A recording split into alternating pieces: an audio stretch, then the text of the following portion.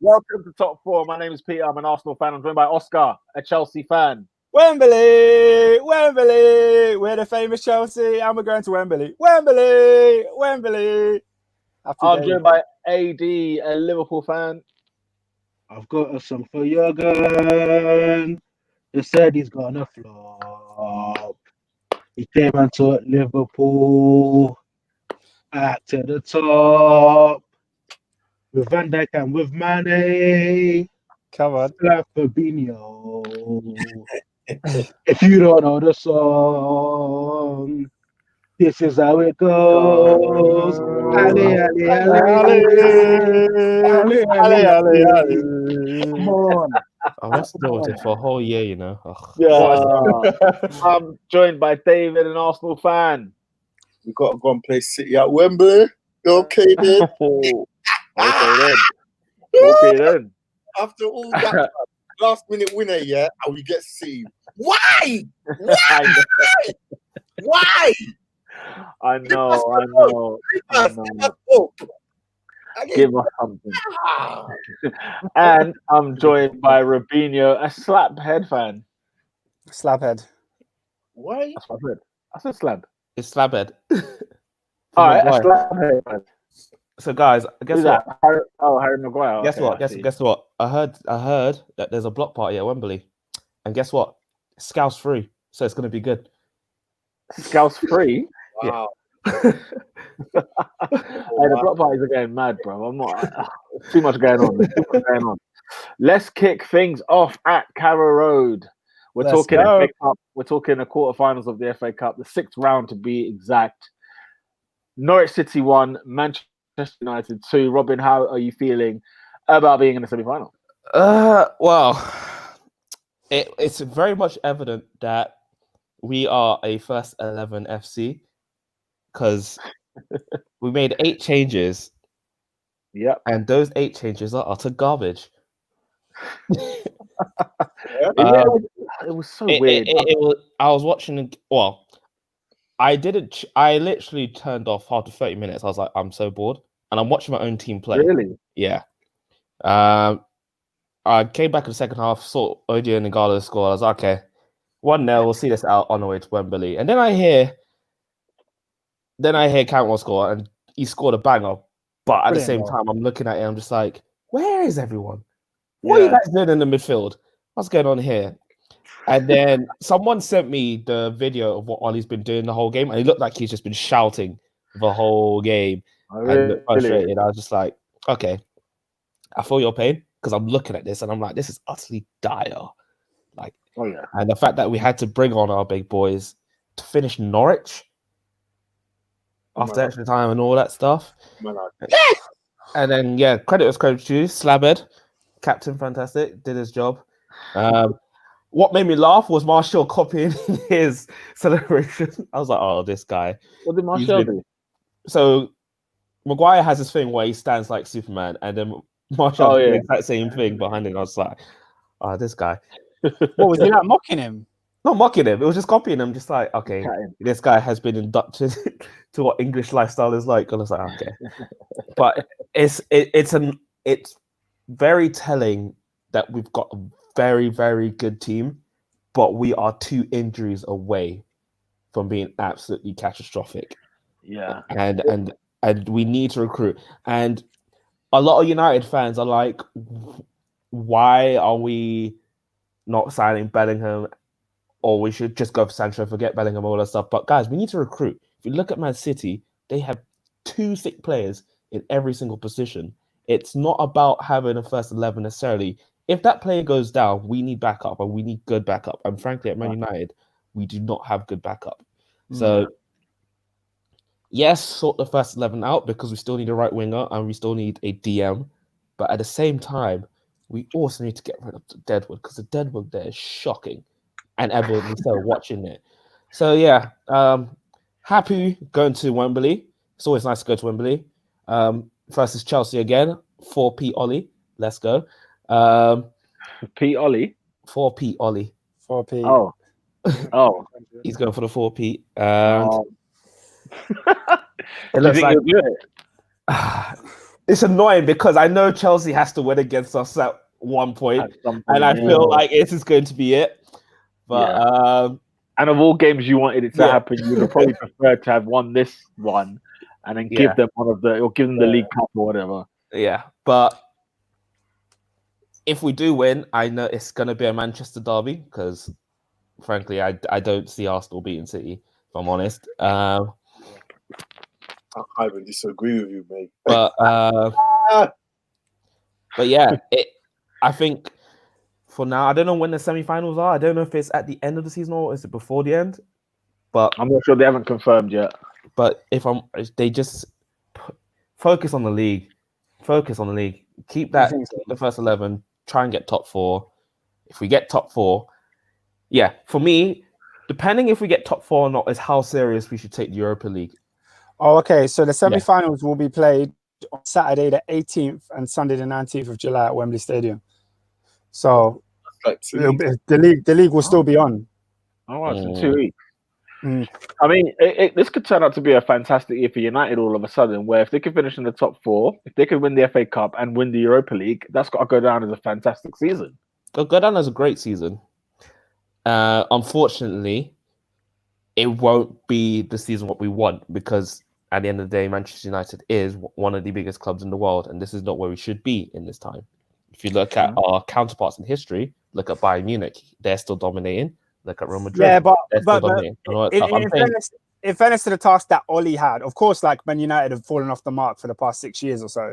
Yeah. But like in fairness to the task, when Oli signed the contract, looking at this season, if you guys get top 4 and win even one trophy, I don't even think 2 trophies is like a big requirement. Oli deserves a lot of praise.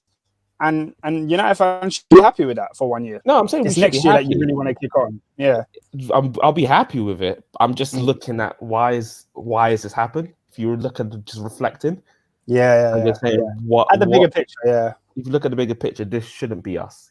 I mean, we know why it happened, but we know why it happened. We all know why it happened. Adrian, what was you saying there? And I was going to say, I think it's interesting the 2 teams you mentioned, Bayern Munich and Real Madrid, because those are teams that also in the noughties suffered a downturn. There was a long time where Real Madrid, weren't competing. Barcelona were monopolizing the league. But those times where even, Valencia, Atletico Madrid were winning it. And then what did they do? 2009, I think it was. War chests. Like I'm talking, they signed like 4 serious players in the summer.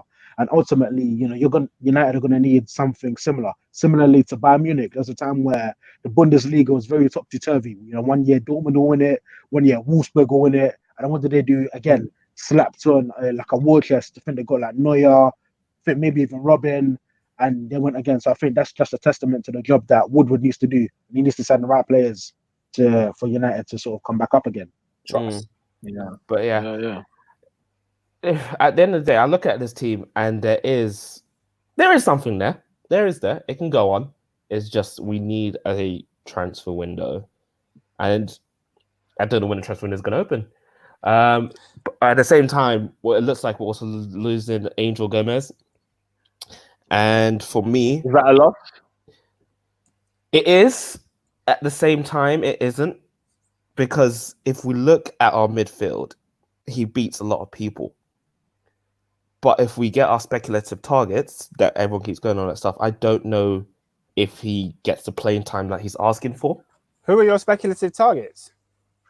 So in terms of all the people that's come up is like Havertz and Partey and all these people that are all speculative. I'm saying if we get the people that we want, and will he play regularly all the time that he gets? Probably not. And something's come up as well that Man United will probably send him on loan if he does sign the contract. I personally, I think I've never really watched Angel Gomez, innit? But he's good. He's very good. I've seen you and Ernest both rate the kid, and I think why is he not in the targets that you've got coming in?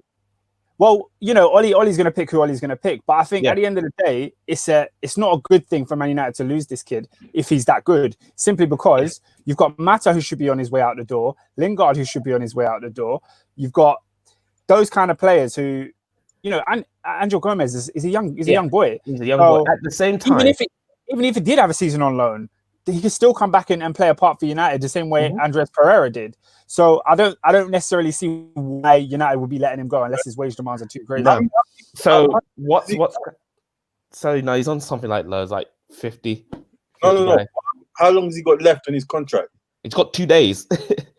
Literally, You're gonna do another Pogba, yeah? Man, blow somewhere else and then you spend 90 million. Then, But yeah, what I was reading recently is that he's being badly advised, according to a lot of people. Like, I don't know who his agent is, but is his agent his pastor? Oh.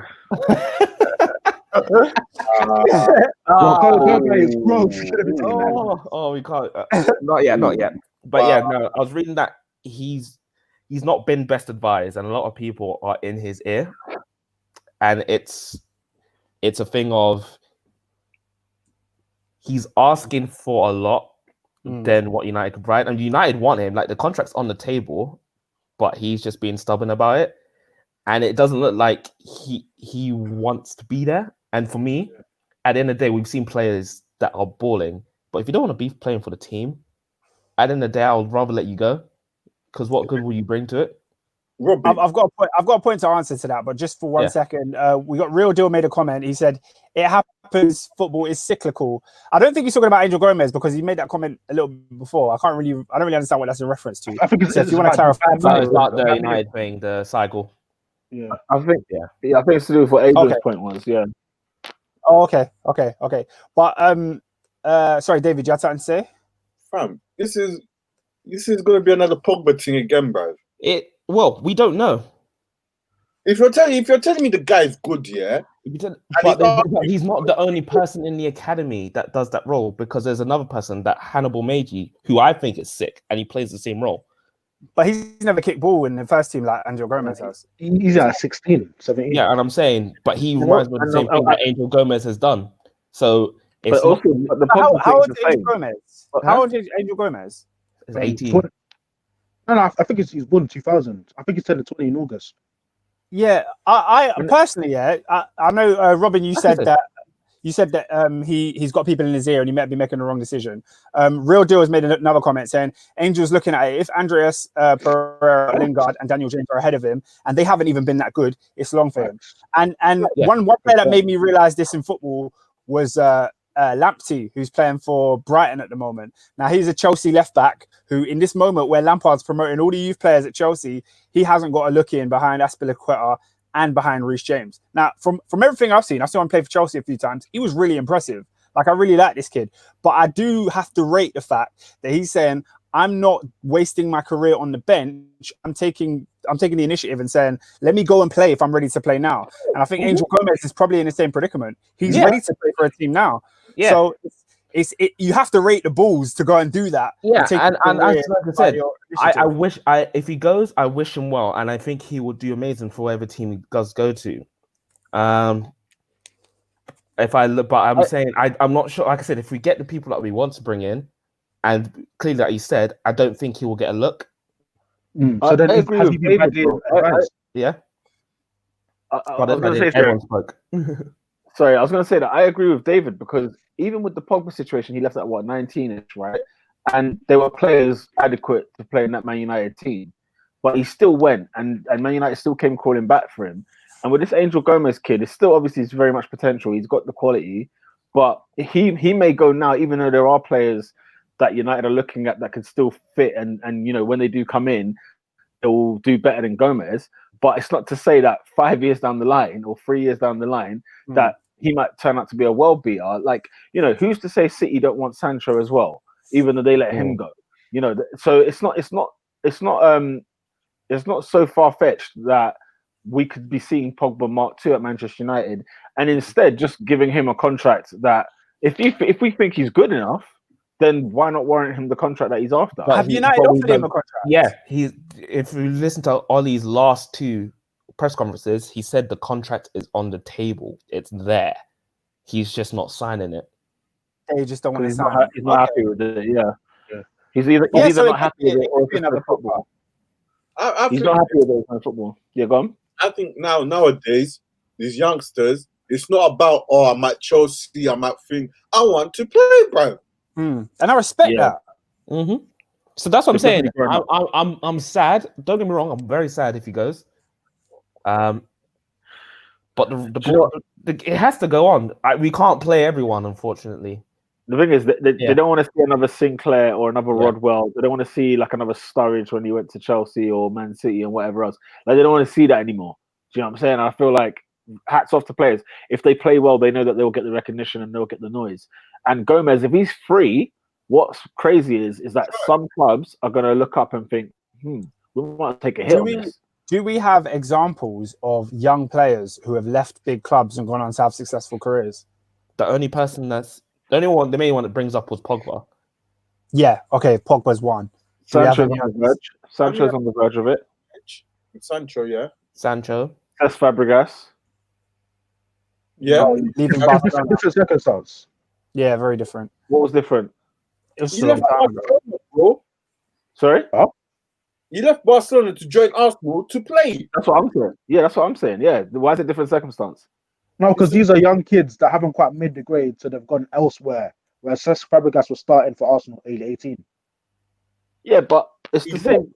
He left at 16, Barcelona, the same way. Oh, right. Oh. You know what I'm saying? Yeah, he left Barcelona originally. Okay, yeah.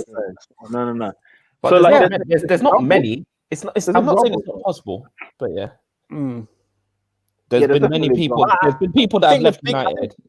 But I think the biggest difference is there's people that have left United and left Chelsea and left the top clubs, but there's people that the club themselves wanted to keep. They were offering contracts, and those players were like, "If you're not playing me, I'm gone."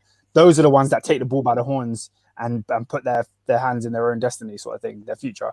So I respect it. If he believes in it. Also, I'd also say a lot of younger talent now in academies are rejecting contracts from clubs. There's a lot of that going on, and I've even known that Arsenal are privy to it because there's been so many players we've let go out for free, and they've signed 4-year deals at Juve, 4-year deals at PSV, Wolfsburg, the lot.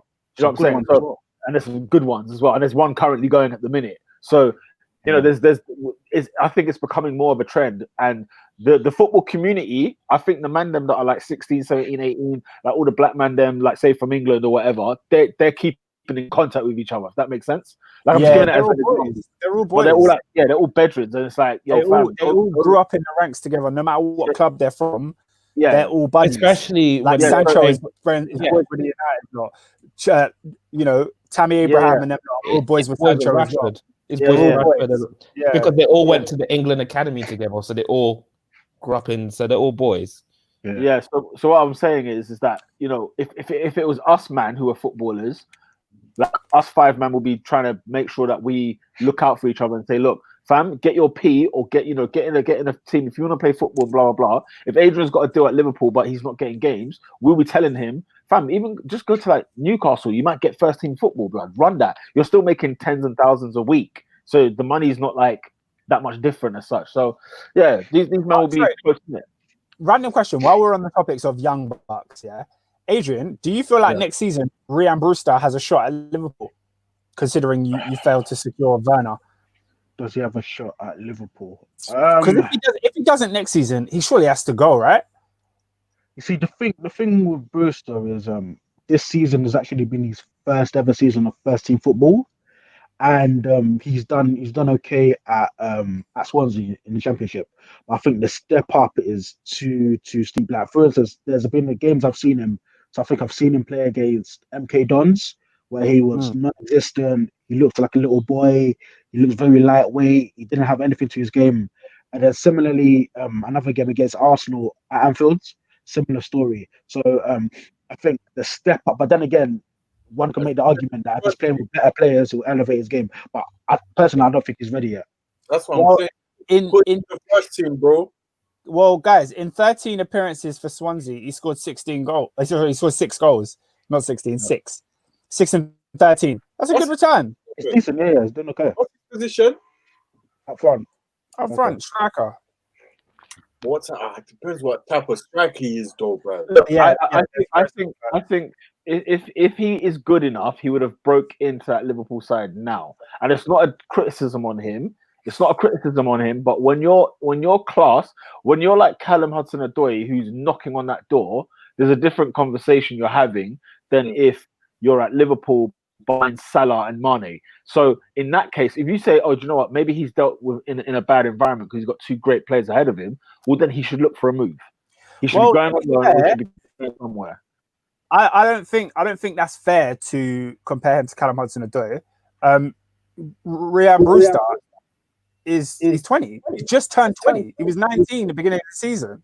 So the injury as well. How old's Callum? I think Callum is.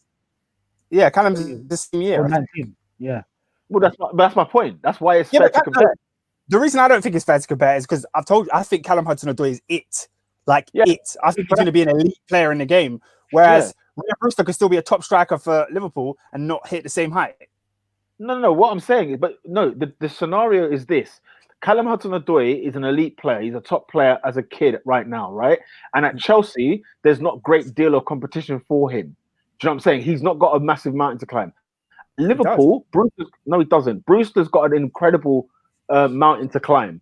And so what I'm saying is, if he, what do you mean? It's Salah and Mane? It's not. It's Firmino.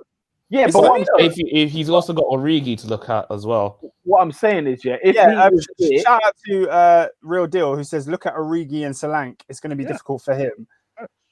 Boss like Endo, we'll get to your comment in a bit. Don't worry. The thing is, what I'm saying is, bruv, if the guy is good, if he's good enough, he will play. It doesn't matter what club you're at. If you're good enough, you will play. The same way that everybody was screaming for Callum Hudson-Odoi is because he was good enough. The same way Fabregas played for Arsenal at 17 because he was good enough in a midfield that existed with Vieira and Gilberto. So it's not to say that it's bro, you can check ahead. If you look at Manchester United's Mason Greenwood, we're talking about him. He should be starting for Man United. The kid is a kid, and he should be starting at Man United because if you're good enough, if the quality is there, then you will be put up there. You might say, do you know what? Ryan Brewster, what's his name? Brewster, might not have enough experience in the first team. So cool, let's get him a few spells. Adrian points out that when he played against MK Dons and he played against Arsenal, there were some learning curves. And he's been at Swansea. What he needs to do is absolutely kill it at Swansea. The same way that Abraham killed it in every loan spell he had, that he could get a Chelsea gig. The reason I disagree is when you look at other examples, you look at a Marcus Rashford who wasn't shipped out on loan and just happened to be there right place, right time and slotted himself into the team. You could also make that argument for, I just had an example. What was Rashford's competition? That wasn't meant to happen. It wasn't meant to happen. It was Martial. Exactly. No, but this is how it happens. But what was his competition? Tony Marshall. What was Rashford's competition, and was he good enough? Yeah, but Rashford was only able to prove himself to be good enough once these people got injured. Yeah, I heard that. But realistically, for Brewster, unless there's a catastrophic injury to one of the front three, he's not gonna be given 3, 4, 5 games to find himself. It's simply not going to happen. For example, you would look at Arsenal's front line, you'd see Aubameyang and Lacazette, and then you'd even see Martinelli, and you'd say Eddie Nketiah has no chance. Let's ship him out on loan. Now he's in the team, he's training, he's playing with the first team, he's learning. Next season, he will be better. Fam, you're not listening to me. That's exactly my point. Eddie Nketiah got into the side because he's better than what Arteta's seeing right now. He's proving himself. And then he's getting in the side. And guess what? In the Premier League, he's got 3 Premier League goals and 5 starts. So the kid is putting the proof in the pudding. My argument is if you're good enough, you'll play. Yes, Rashford managed to, that Man United season, there was about 50 injuries that year. I was seeing all kinds of players in that Man United side, right? But what happened when Rashford made his debut? He scored twice against Arsenal. Big game. It's not going to be ignored. Ryan Brewster, like Adrian made the point of, he played against teams like Arsenal, MK Dons, and couldn't be found. I'm trying to make the point, guys. If you're good enough, you will make a team. That's 2 games. He scored goals for Swansea, and he scored goals all throughout his youth career. Right. But it's a different level. But what are you disagreeing with me here? Are you telling me he's good enough to play for Liverpool? Yes or no? Because if he's not, then he needs to get lost. If he's good enough, let me finish. If he's good enough, then he should go out on loan and prove that he's good enough. I agree with that sentiment. I think if you're telling me next season Brewster needs to go out on loan again, I think that's unfair. I think he should get a chance to be on the bench with the first team, train with the first team, and have his opportunities in the League Cup and in the latter stages of the season where he might score. If you play that boy with Mane and Salah, he'll bag a couple goals, just like a Rashford did. Oscar, are you going to risk playing this kid with a team that's a Champions League winning side and a Premier League winning side? You're not going to do that. It's too high. What we're comparing here, we're comparing when Hudson-Odoi broke in, it was a Chelsea side that was still in the mix. It was still trying to work itself out. When Rashford came into Manchester United, Man United was a hospital bed for every single player in the first team. Then when you look at the likes of your Arsenals, they're not on the level of the Man Cities. Look at it. Look at Man City, right? Everyone's complaining that Foden ain't playing, right? And now he's getting a few games here and there, right? Foden wasn't playing when Man City were at their top place. Why? Because he's not better than what's on the first 11. That's just a matter of fact.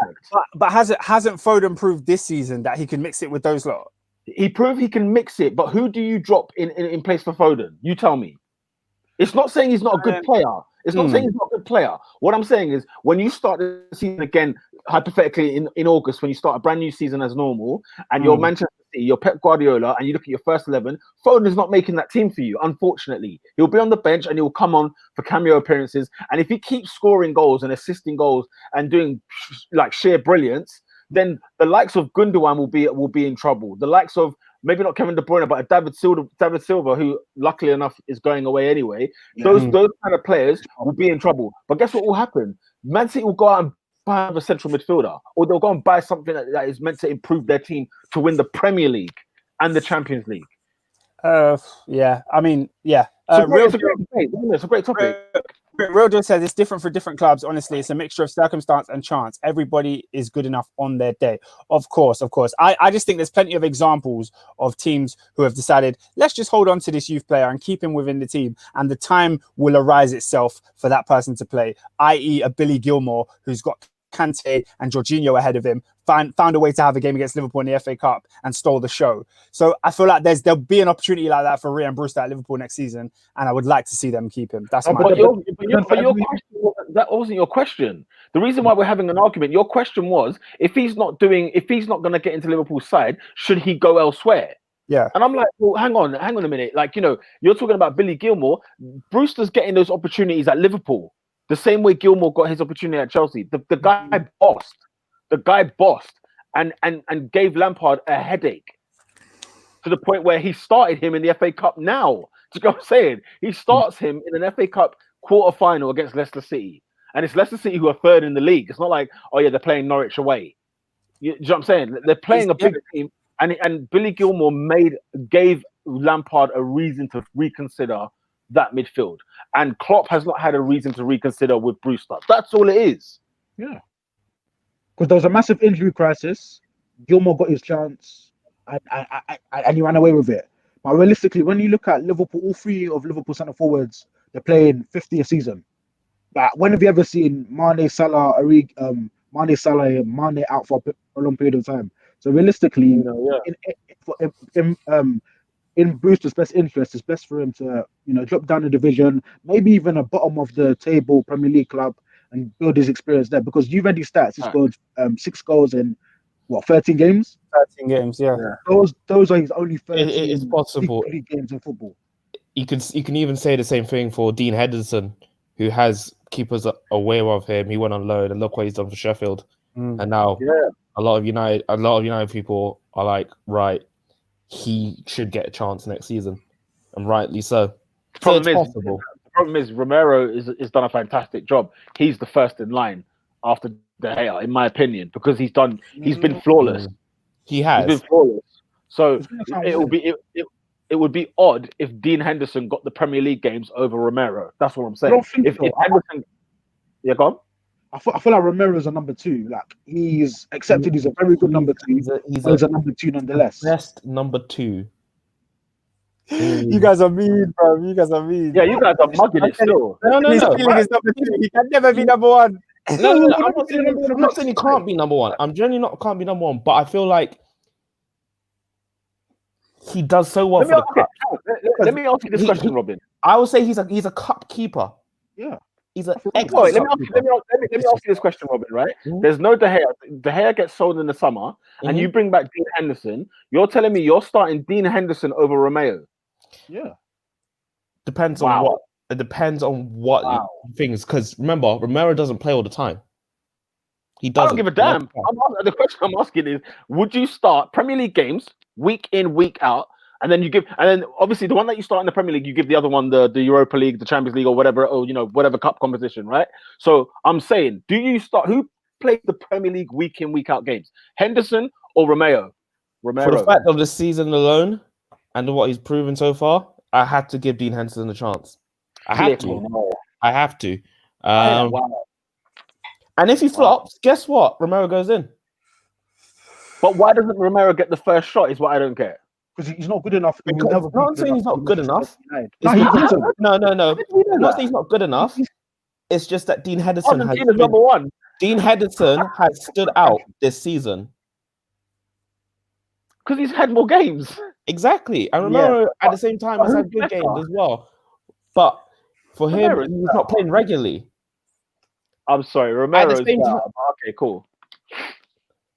So yeah, it's going to be interesting next season who the goalkeeper is. It'll be De Gea. It's gonna be De Gea. Last count saloon, they'll be De Gea. Yeah. Yeah, because I don't see Madrid coming in for him. I don't see any club coming in for him. I don't think he's getting sold this summer. But if we're recalling Dean Henderson back, he's got to play. Romero's got to play. De Gea's not getting dropped as long as he's a Manchester United player. They're not going to drop him, and the wages are too high. Remember, you gave him a fat contract. There's no way they'll drop him. Man United will own.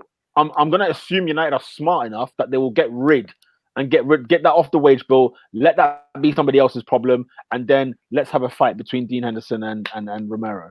But fair enough. But like I said, if he comes back and doesn't go alone, we're going to have a problem because all three are going to want to play. And let's say if you get back into the Champions League, and you say if it's a Champions League, then yes, De Gea's in goal without a doubt. But that means that just leaves the FA Cup and the League Cup. And if Henderson should stay out on loan next year. He should go. He should go on loan somewhere next year because there's no need for him to be at Man United now. There's no point. It's going to be wasted time. It might cause more problems than it benefits, if anything. And he could go to a better team on loan as well.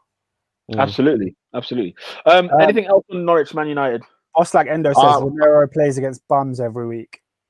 Maybe that's true. That's true. Do you know what I'm saying? Maybe that's true. But but you play against what you play what you're up against. At the end of the day, if teams play MK Dons and win them 4-0, we can't say, but it was MK Dons. I mean, they beat who they beat. And he did play against Ajax in the final. The guy's won Europa Leagues and Cups. It's not like he hasn't won anything for United. He's done it himself. Real deal said, Dave, on this occasion, you have a good point on Romero. How do you David anything about Romero? He's Highland. Not my keeper, so fam. But yeah, at the end of the day, I am very happy to see the end of Norwich. East Anglia is a very long place to go to, and I'm just happy not to see them anytime soon. Yeah, bun Norwich, bro. They're defending anger. Nah, man, stuff liking. They're defending angers me. The goals that they conceded, both goals, flipping hell. Yeah. How much of these goals? Igalo doesn't score normal goals. It's funny, but he doesn't score normal goals.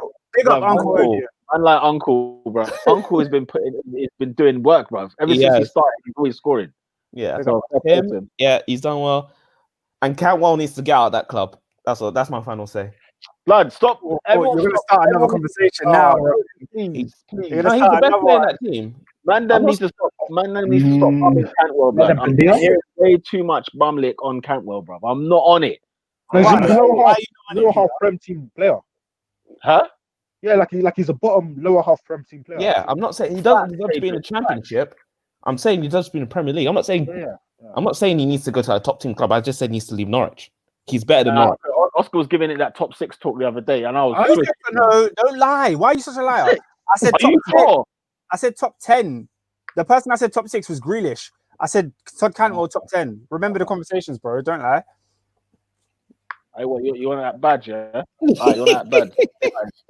He's not even good enough for a top 10 side. Still, he's not even good enough. He is for a Premier League player, though. I'll give him that. Yeah. What, near the bottom? Yeah, fair enough. Boss like Endo said, I can't lie. Oh, Cantwell walks into Arsenal. What's Peter on? God. Like, okay, this Arsenal side, yeah, there's a lot of players better than what we've got. It doesn't mean we should buy them. Okay. Like, we got to think about these things. Like, you don't. Yeah. That's what's landed us in this problem in the first place. Do you know what I'm saying? My man's better than Coquelin, so let's buy him. And then look what we got. You get what I'm saying? Rodo agrees. He says Cantwell and Buendia are good enough for the Arsenal squad. Buendia I like. Cantwell, man, I'm not there yet. Listen, he's not good. He's not poor. They're not poor players. But I need consistency. Before we start naming good, man, them have 1 year and they're considered this, considered that, considered everything else. I'm sick and tired of it because so many times we've seen this. They move on, they go into another club and they're rotten. I don't hit them for a year. I don't hit them for. Where's Schneiderlin gone? I remember, man, they were bumming on Schneiderlin. I can't find him. I can't see him anywhere. Linked to United every single year for 6 years. I can't see him anywhere. But you know what I'm saying? There's back to France. The Jose Fonts of the world. Yeah, the Jose Fonts of this world. Look at Lovren when he went to Liverpool. He's been nothing, nowhere near the shades of Southampton. Lallana, unfortunately, has had the injury, so that's kind of broken him down a bit. But there are so many players. Remember when we signed Xhaka, and Xhaka was meant to be, oh my God, rare tear. I'm sick of. That's what I'm saying. I need 4 or 5 years under the belt, and then I'm saying, you know what? I can't deny this player. Peter, yes. Do you feel like, particularly for players sort of outside of the top 6, when we see bits of quality here and there, there's always a clamour to rise them to the upper echelon? Sorry, say that again. So, like, when sort of players, outside of the top 6 show you bits and pieces, do you feel like football fans, they are very, very much eager to always sort of put them in an upper category than what their ability warrants? 100%. And you know what it is? It's like we don't see these players week in, week out. We get their highlights, but we don't get what they did 80% of the season. We get that 20% where they look really good. Do you know what I'm saying? Where they look really, really, like me and Oscar was having an argument about Jack Grealish, right? And as much as Jack Grealish is a good player, there's countless games I watch of him where he's not even the best player for Villa on that day. And I'm sitting there thinking, okay, hang on a minute. Someone's going to get rinsed for this player because somebody's going to spend like 50, 60, 80 million quid on this kid, right? Because, he looks like the next big thing kind of thing. And you're going to get ripped off for your money because, he did a few things in certain games. Villa are near the bottom. Do you know what I'm saying? They're going down. And it's not Grealish's fault as such, but Grealish, there's only so much he can do in that side that I feel like, yeah, this guy is he's a top player. He's not even a top player, but he's being linked with top clubs. And that kind of thing starts to baffle me a little bit, where at least if it's from your own academy, fair enough. Do you know what I'm saying? If he's coming up in your academy, we got room, we got leeway for our own academy players to come in. But so what would he need to do for you? Consistency. I mean, he had a good season. He had a good season last season in the Championship as well. Has he? Was the season been... This season. No, has he had a good season? Yeah, I think he has. Like for them, I think he's had an all right season. I think he's been all right. I don't think he's been bad. Why are you all right? Considering he's played in an atrocious side, and he's pretty much having to do everything by himself. Like he's the chief creator. He creates their most passes. Yeah, and he's pretty much. Yeah. Especially since John McGinn got injured, bruv, it's been all Grealish. Sure, but I think when it's been all Grealish, it's not been going Villa's way. That's not his fault. I'm not saying it's his fault. It's that for what it's worth, I'm keeping my money in my pocket. Real Deal says Jack Grealish is a good player. He's proven it both times he's been in the Premier League. Even I don't agree with the first time he was in the Premier League. Yeah, first time he showed glimpses, but yeah, here and there. It was raw. It was very raw. Now he's well more refined. Yeah, now he's more settled in, and he looks like a player. Yeah, he's definitely carried Villa on his back for sure. I think he's a Premier League level player. He's a Premier League level player. I agree. It's a shame that it looks like Villa are going down from their result this weekend. Real Deal also said, you love consistency talk, but would you take Alan Saint-Maximin? However you say it. I mean, look, obviously that was the conversation last week, but no, as in like, okay, look, Arsenal are looking for a winger. realistically, what kind of wingers are you gonna get? You know what I'm saying? Yeah, I'd love Zaha. I'll take Zaha because he's done it over years. He's done it consistently over years. But we were knocking on Zaha's door, and then we just decided nah. And for what it's worth, like, you know what I'm saying? We get what's it called? Saint Maximin on the cheap. So it's not even like you're gonna be spending big bucks like you were. Like, think about this, guys. Yeah, man, them were gonna pay 55, 60, 70 million for Wilfred Zaha. Deep it. It's serious stuff. I know obviously it's not our money. None of us are spending it, so who cares, right? But you got a situation like right now with Liverpool are spending 60s and 70s, and what are they getting for it? They're getting Van Dijks and Alisson's.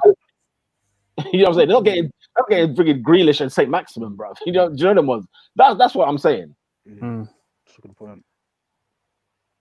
No, but Peter, going back to your earlier point about highlights, the player that brings to mind was Charlie Adam.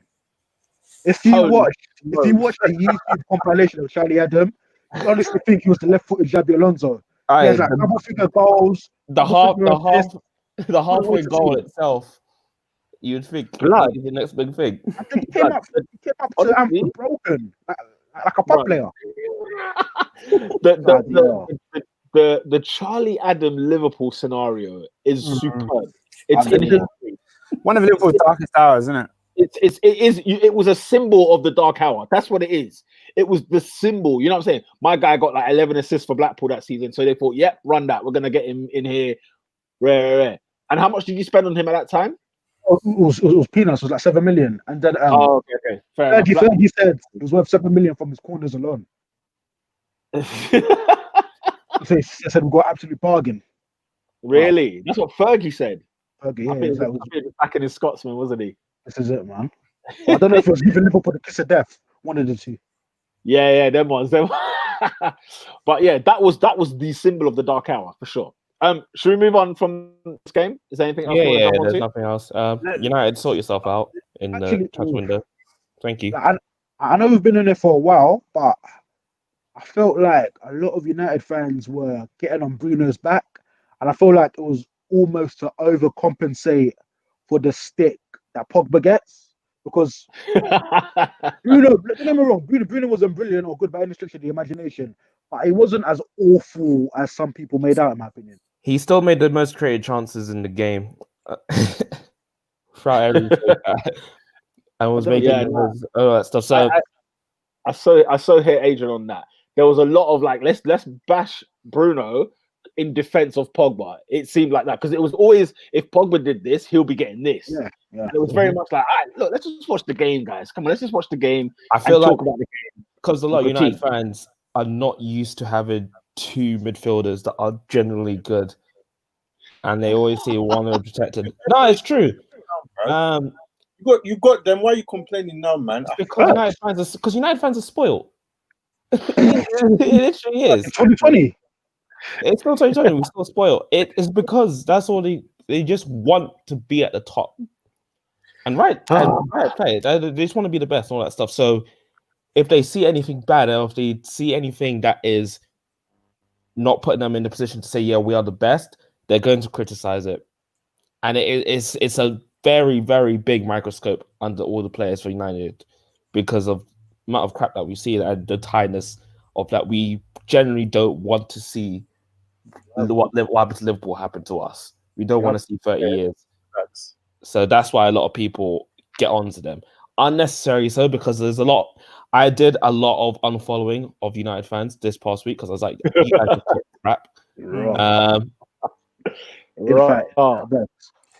got a comment from Buff Flag Endo. Not gonna lie, these commentators love having a wank fest over Bruno. They do, you know.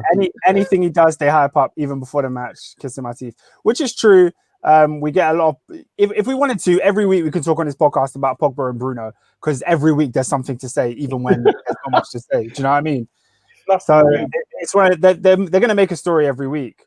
I'll be honest. I think commentators are well within their rights as well. This is a player who Man United were down on their knees prior to before Bruno's kicked the ball for United. He's come in, he's created, he's scored, he's made assists, and he's given, aside from Norwich side, 7, 8 out of 10 games on a consistent basis. I think it's all right for him to be celebrated. I agree with that. Yeah, I agree with that. We got another comment from Boss Like Endo. I'm going to move it along because we spent a long time on this. Back-to-back victories for Arsenal. They march on. Thoughts on the draw, Peter and David? Remember 2017 when everyone wrote you off? Huh? I don't really understand what you're saying. The FA Cup. So you're saying the FA Cup in 2017. I remember we had Man City and Chelsea. We should have never won that game, any of those games, right? On form. You're gonna have Let me respond. Boss Like Endo, yeah. Did you see our defending, bro? Blood. We continue. Like, go. Educate, man, about Arsenal. You don't want to listen to man. You see the goal we conceded, bro. Did you see, bro? Do you know what? Yeah. Do you know what? I thought. Do you know what? You see people like Boss Like Endo, right? They make me think about what I'm saying in it, yeah, and make me think. Do you know what? Maybe I've been harsh on Arsenal. Maybe. And the minute I take a left, yeah? The minute I take a left down the road, I get Kolasinac at centre back for a start. I get Kolasinac at centre back, and then the goals, bro. You see the 2 goals they got that were ruled off for like offside. Did you see the defending? The defending was unbelievable. Like the team. I'll tell you something. The fact that we're winning away games, the teams we're facing should be ashamed of themselves. Because you're talking about defending. You're talking about defending, and Real Deal said no Mertesacker to save you Gunners this time. It's incredible. Bro, do you remember Mertesacker final with Holding? Them man were playing for their lives, for their career. Of the season. It was Per played like one game at the time. He came in and bullied Costa. I mean, not pocketed. Costa didn't score that game, so let's just hold that. But man, like Holding was giving the licks, bro. There was no hype, bro. Good cop, bad cop. No, but David, bro, what do you think, bro? So with the win against Sheffield United, which is a great and impressive win. Don't get me wrong. But what are you saying, bro? Listen, if Arsenal turn up on the day, but this is Guardiola. You're asking me to, guys. Frank Lampard has shown you how to beat Guardiola. So is Ollie. No, but Oscar, have you seen our defending? yeah, that's terrible. And you know what's funny? Yeah, you know when you say banter things like that, yeah, people think, oh, that's banter, that's hilarious, it's nice, it's funny. No, I'm being deadly serious. Like we watched us against Man City not long ago. It wasn't long ago that we were playing Man City. It was just a couple weeks. There's been so much. It feels like it was ages ago. It was just a couple weeks ago. Where Luis gave 2 assists to Man City. Like it wasn't long ago. And we're talking about Sead Kolasinac at centre half, bruv.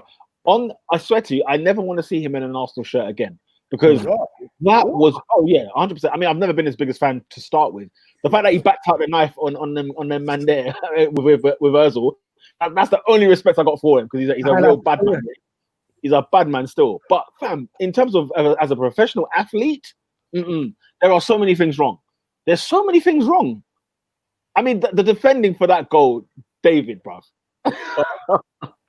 Blood. Nah. It's just comedy. We're winning the game. We're comfortable. Yeah. And it will stop City all over again, bruv. And the thing is, there's warning signs throughout the game, innit? It's not like, oh yeah, it come out of nowhere. And Sheffield United, let's be honest, guys. Yeah, they have been dire since we've come back. Yeah. They've been like what we expected them to be at the start of the season. This is the Sheffield United I was expecting, right? But the fact that they've been woeful, awful. They lost to Newcastle. Did they draw? They drew with Villa. But lo and behold, if you need a goal, just come and play Arsenal, mate. If you need a goal, if you need confidence building, if you need anything, because Wilder will walk out of that game and still feel like, do you know what, guys, we've improved over the last couple of weeks. As we've been awful, but now we've looked better. Yeah, it's true. They Wilder was very aware of how bad they were against United, and I think he could take a lot more pride in how they played against Arsenal because they did fight back. And that's the thing. Their defeats this season and their draws have made this game look so bad. Like we made hard work of it. Southampton, we were lucky because they gave us goals, right? Sheffield United, look, both of our goals. I mean, I'm trying to remember what the first goal. No, obviously the penalty. Cool. So we got the penalty. Well done by Pepe to put that away. And then who's been involved in 16 goals for Arsenal this season, 8 goals, 8 assists. But anyway, and then Ceballos. You know what I'm saying? When Ceballos scored, obviously I was just like, yes, come on, Danny Ceballos, giving it all that. Because you never expected him to score. Yeah, you know Dean Henderson should have saved that.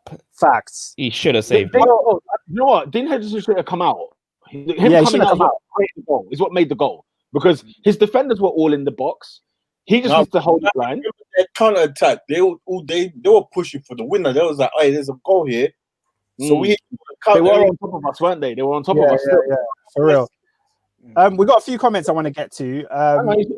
David's finishing. Oh, sorry. I'm just saying how the defender slipped. Yeah, that's how he was able to get the ball to Pepe.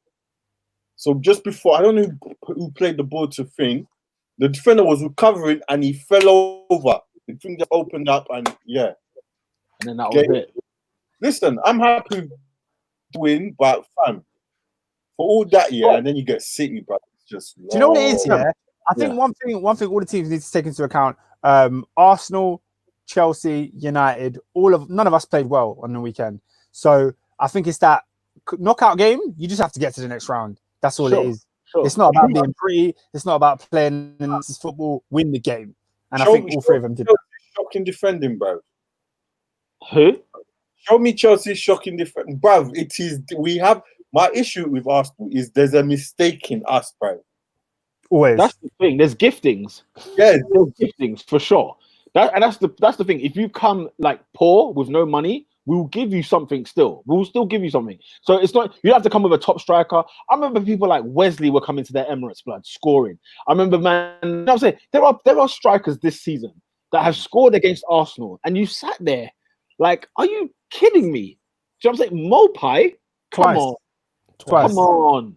Come on. The worst thing I can say about Arsenal at the moment is that genuinely, I feel like if you're a team, no matter where you are in the table, if you're a team that you're in a rut, you're not playing well, and you're like, when's that next fixture going to come? When's that fixture where we can have a good game? You're looking at Arsenal. We will guarantee you 15 minutes. We will guarantee. We'll give you 15 minutes. Yeah. Just make sure you capitalize on it. If you don't, then that's you in it.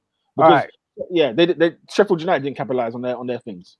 Let me get to these comments because they've been waiting a while. Boss like Endo said, David, I hear you, but I'm trying to get you, man, excited. I've seen too many depressed Arsenal fans recently. I'm trying to lift your mood. And then earlier we were talking about Kolasinac. He said, remember how Arsenal fans were gassing up Kolasinac after he scored against Chelsea in the Community Shield? I don't even remember that. That was his debut goal. The funny thing is, Kolasinac came back off German Team of the Year. He was in the Team of the Year at left back, but he was sold for free, so that always worried me. I always had a question mark there. I thought, well, why is he gone for free? His first game, he comes in, bang. But everybody knew after that first game, we got a problem here. He doesn't defend. He's not good at defending, and that's just shocking because he's not great at attacking. He's not good at attacking. So what are you there for? No. In fairness, when he used to be, when he in his first season at Arsenal, he was actually quite dangerous going down the left. When we had Monreal instead of him, we noticed a difference between like Monreal was more the cautious defender, whereas Kolasinac did give you more going forward. So I'll give him, he's not good, he's not great. Let's make no mistake. But my goodness, look at the size of him, and he's not even a good centre half at least. Real Deal says big win for Arsenal though, I guess. Thoughts on Guendouzi and Ozil situation? Ozil is another one who we could talk about every single week. David, you got anything on this? Is Guendouzi asking for more money, bro? No. Guendouzi got disciplined, didn't it? Man was talking yeah. What for choking man out, or was he just talking? Yeah. No, for choking man out. No, I don't mind that. I thought so. I suspected that. So I like that. So it's what I heard true. Apparently, when Morpie was sort of saying that Arsenal fans needed a lesson in humility, apparently he was making reference to the fact that Guendouzi was he goaded several Brighton players by saying, "Oh, I'm only 20. I earn more money than you. Ironically, Guendouzi is only on 40 grand a week. Morpie's on 50 grand a week. Yeah, so that's what I heard. Jack Arteta had a bit of a problem with. Well, there you go. It's here and there, isn't it? We will never know anything. And if that's the case, right? Guendouzi, on Arteta. Yeah, Guendouzi. I've always said Guendouzi needs to be put on a list. He's got the character in terms of the passion and the desire to do well. He hates losing. He doesn't take it lightly. He doesn't just think about his 40k a week and go home in his car or whatever. He doesn't do that, and I like that about him. However, like I said, leash. because the guy is out of control sometimes. And I love Arteta's discipline. I think he thinks he's made it. And the thing is, no, do you know what it is? I don't think he's like that because they were saying that he had this exact same problem at Lorient and at PSG. He had the exact same problems there where he was always like this mouthy and always this. But it's not but you can be big-headed from young. Like, he's a good player. He's got talent in him. So he probably thought he was the best in the academy. He probably thought he was going to get signed to the clubs. And then when it comes to a situation when one player gets signed for Brighton and I sign for Arsenal, I might look at you like, look, I told you I was levels 5 years ago and now I'm at a bigger club than you. I play European. You play, you're fighting for relegation. So I think that could still be within him. And I think, like you're saying, you're 100% right. He needs to be disciplined. Like, I was watching, I can't remember what Parisian upbringing. That's what it is. Yeah, I can't remember what show it was. They're all proper arrogant as well, most of them. So Sol Campbell was on TV talking about, like, he was saying that sort of stuff, it wouldn't, back in the day, it wouldn't even go up to the manager or the higher ups. Like, if you're in a team, the senior players in the team will bad you up. Like, a Tony Adams or a Thierry Henry or a Sol Campbell would tell you, you ain't nothing yet. So who do you can't act up and act out on the pitch and cost us like a yellow card or points because you want to be. Listen, the problem is we don't have enough leaders in that team. It's either they're trash or they're playing Fortnite. Yeah. All your biggest leaders are Fortnite players. What's going on there? It's just the other thing is unbelievable. Like, they've got to come out and talk to us and just say, look, here's the situation. Because the scene, what's worse is the scene at Southampton when he was there, umbrella up. He knew he was coming up. He knew he was not coming out to play. And it was I watched that and I was so sad. Like, I was just sad by it all. Do you know what I'm saying? Like, I wasn't angry about it or nothing like that. I just felt gutted because I felt like there's a player here. Like, if he had the right tools around him, this guy could be so nang. Quality is there. It's not even, you can't deny the quality. But this idea of like he doesn't work hard enough and rare-tear about the English game and rare, it's like, okay, how long do we blow that trumpet for? Because when him and Alexis were together, blood, there was something else. Man, they weren't complaining about them coming back. You know, do you know what I'm saying? So it's sad what I'm watching. Yeah, there's layers to it, isn't it? He generally looks like he wanted to go home. Like, it's just long. Listen, he's on 350 a week. Whatever, he's got a W, bro. So what's mad is that as well.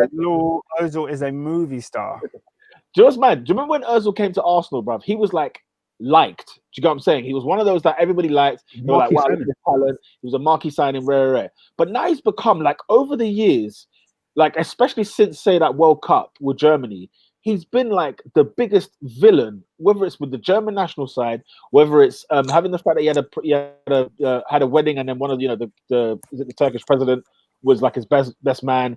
The situation with China that he had an issue with there. Situation with Germany. And literally just like, you know what, boom, the way that you're treating Muslims in China, like he's back in his thing. And like he's villainized. The Arsenal situation. What's funny is I think fans are more so like, blood, get Ozil out of here. And these times I'm sitting there thinking, no, but what's the story, guys? What's going on? Somebody tell me why Ozil's being dropped by every manager on site. Okay, why is Ozil getting pissed off? Why is he looking, not bothered? There's so much behind this story that we don't know that I'm thinking, nah, this doesn't look good on Arsenal at the end of the day. Because if he walks out and then there's something comes out, it might look horrible. All right. Boss like Endo has another Anyway, comment. Wembley, come on. Is it just me or do Arsenal only sign has-beens or young things? That's a very good point. That's a very, very good point.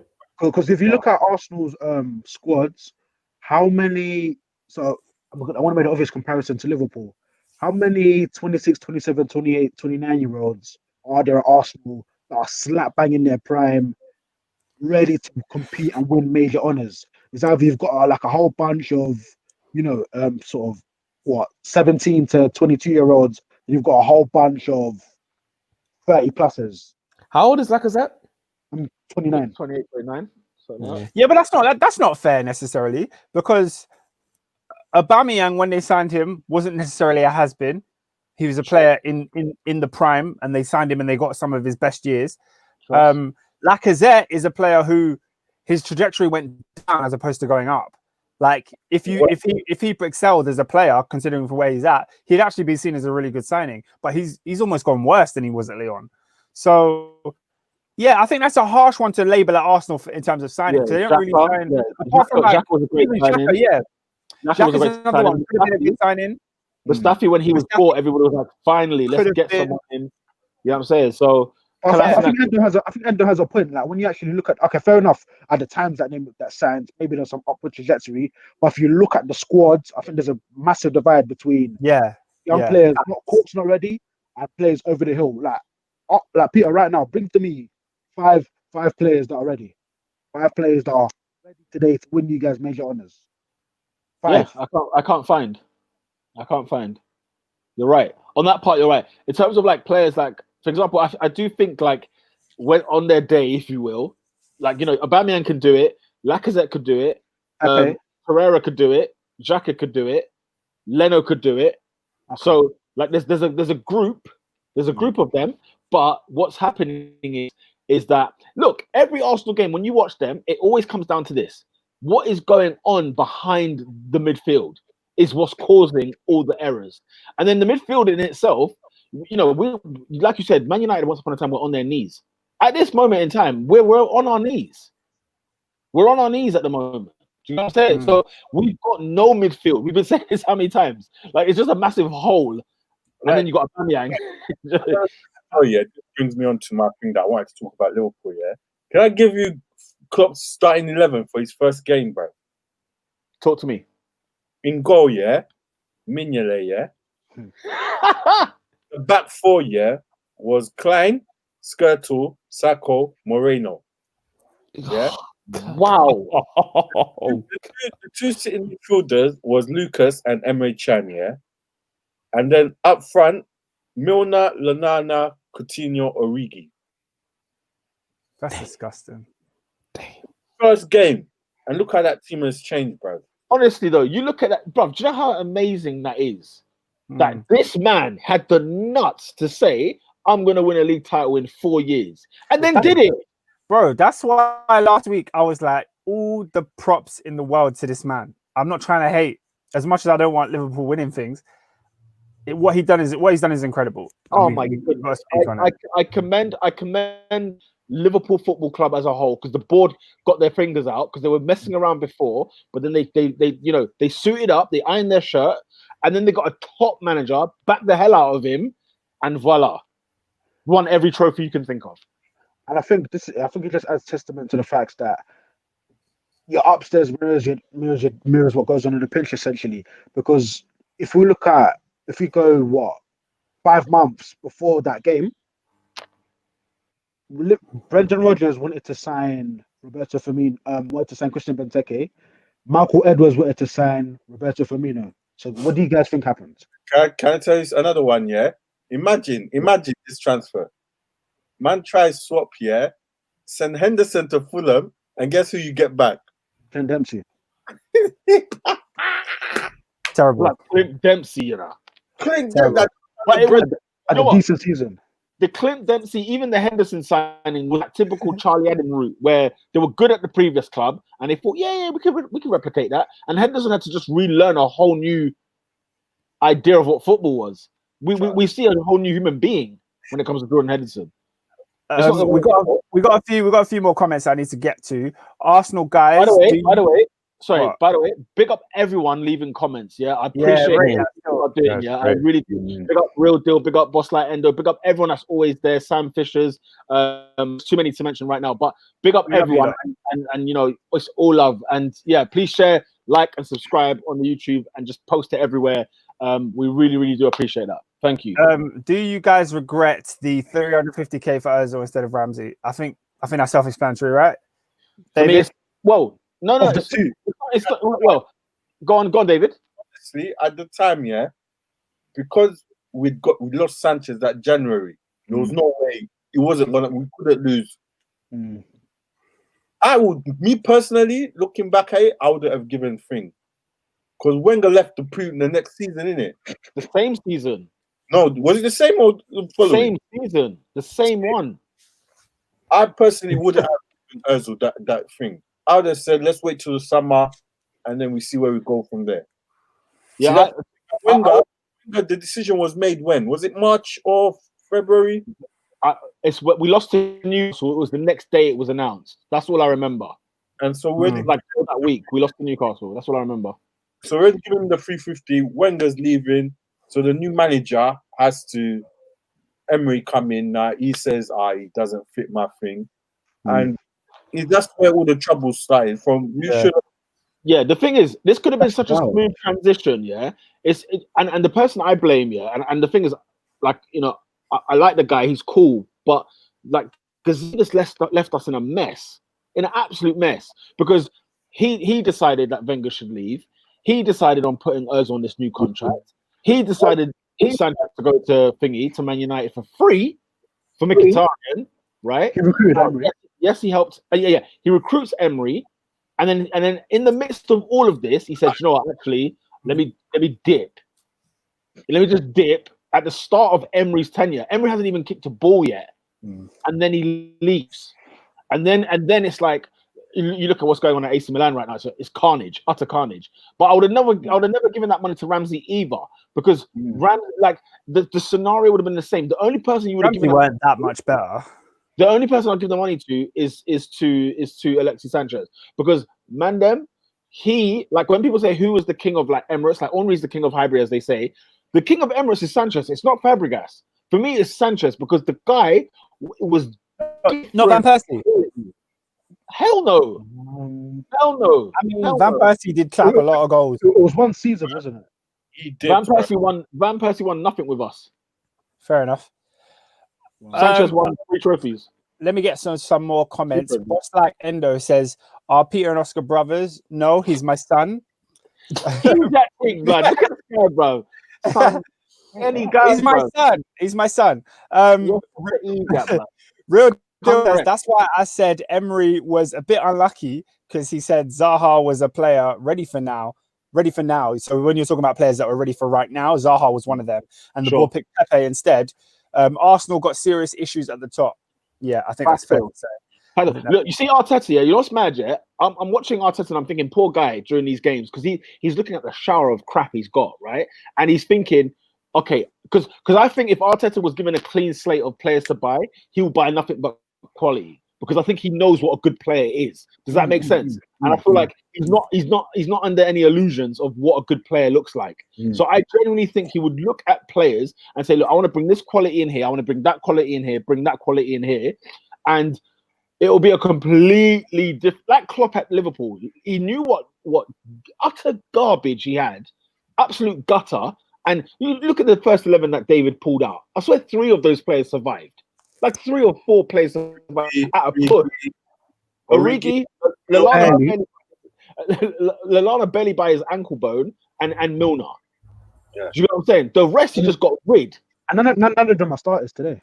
None of them are starters. None of them, yeah, exactly. None of them are starters today. And he got rid. He made money on all of those players. So I hope to God, honestly, my prayer this summer is that Arsenal back Arteta, and that Arteta can move the dice, if that makes sense. He can play a bit of chess, whereby he can push players out, bring players in, and slow. Because Emery bought 11 players, man. Then he bought 11, and there's nothing to show for it.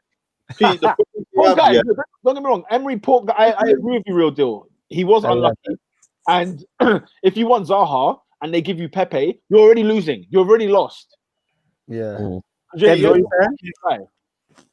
the problem we have, is we don't have an ad to sell for 30 mil.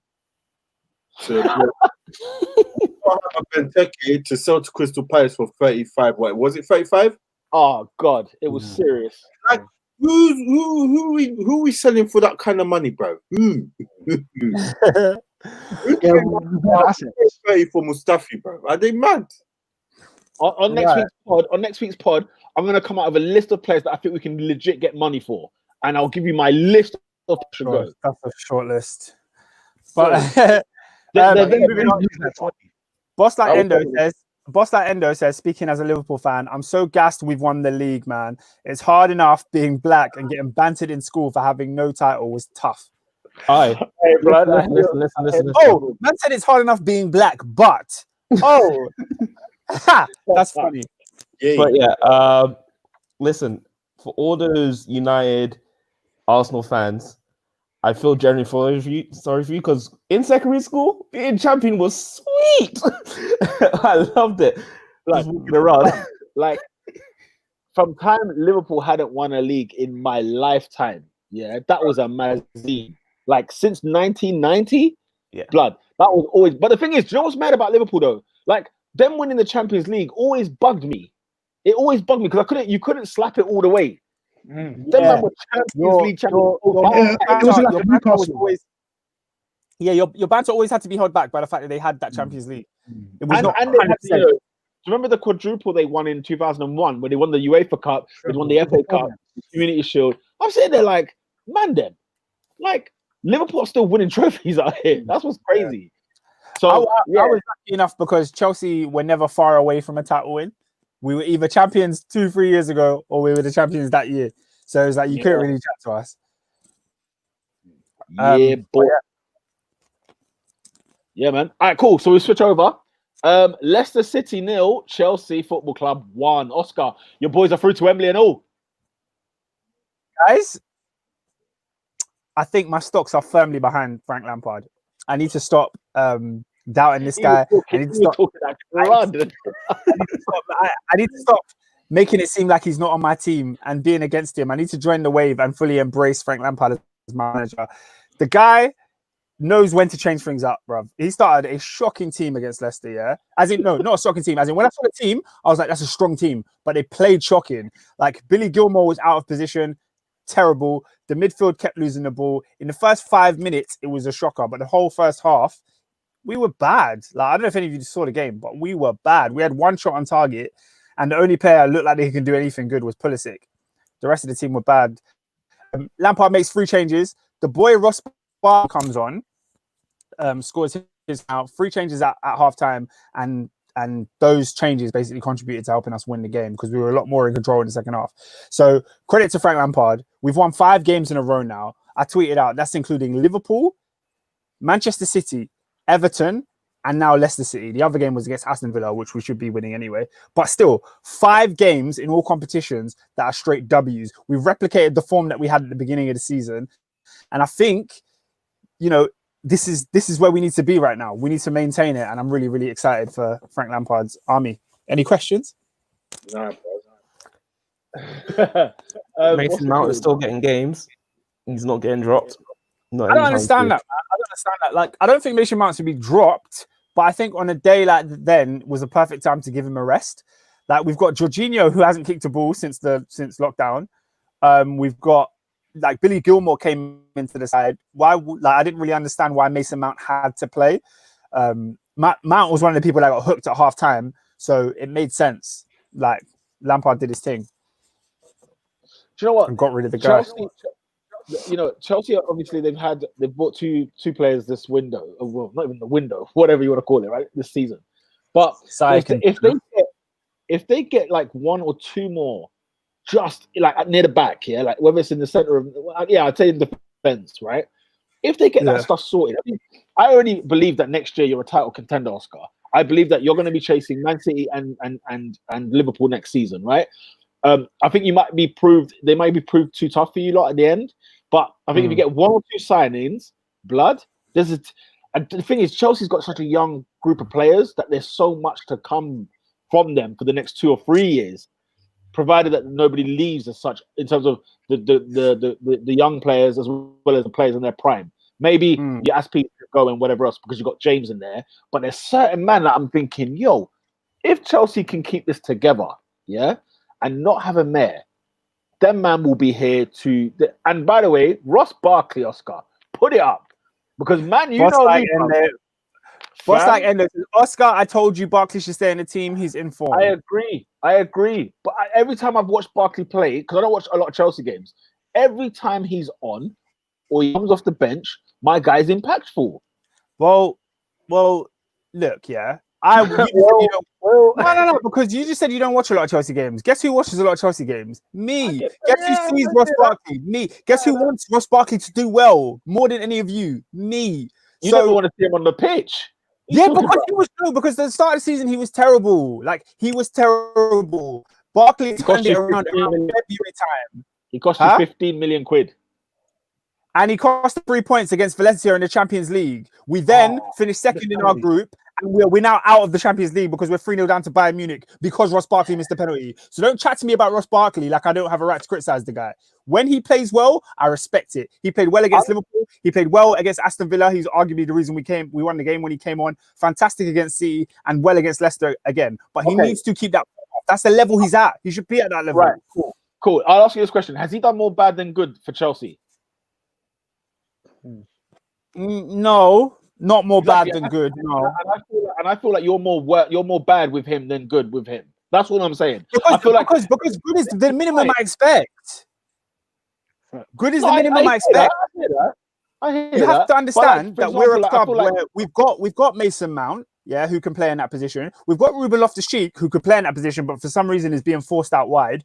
Kovacic and the like. That's bloody annoying. And the like, yeah. And you saw, if you saw the game, boss like Endo and Peter and whoever's watching, you saw the game, yeah. How many times after Barkley's goal did he have a perfect opportunity to just lay in a through ball and he fluffed it? Yeah, he did. The guy's frustrating. Real Deal says, I would say Boss Likely is still a bit dopey, but in FA Cup he's been quality. Barkley and Ox have the same issues in decision making, and I can understand that. I agree with that. But did you say Boss Likely?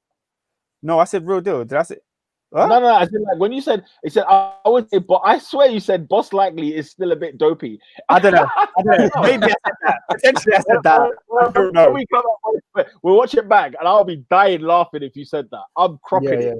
Potentially, I don't know about the rest of you lot, but I don't feel like I've ever treated Barkley unfairly. Like I think you do. Barkley was terrible last season. He was terrible in the beginning of this season. He's had fair criticism. Now he's good. I'm saying he's good.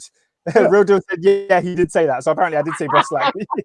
Hey, you're hilarious, man. Yeah, but I think you are on Ross. I don't know about the rest of the man then. No.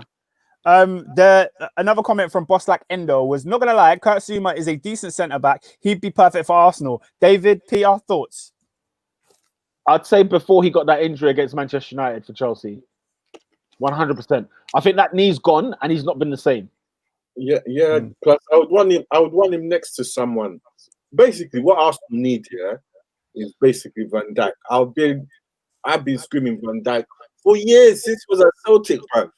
Yeah, you were. Imagine you signed him, bruv. You'd be such a better team. If we had signed him, who knows? Because of the environment and culture that is at Arsenal. Yeah. That could have been hilarious. Koulibaly is there, innit? They need to just open the checkbook and get it done. Get it done. Yeah, but him and Partey. Just give me him and Partey. We will crack on. I don't want to go back to Arsenal, but do we have a culture issue at Arsenal Football Club? Yes, you do. Next question. What have I been screaming? I screamed it last week. That one needs to be fixed, bro. That's Arteta's job at the minute, and that's what he's trying to do. He's not. The thing is, Arteta's not having it. That's the thing we can say and agree. The only thing that makes me seem like he's tracking back is that he wanted David Luiz to stay. That worries me.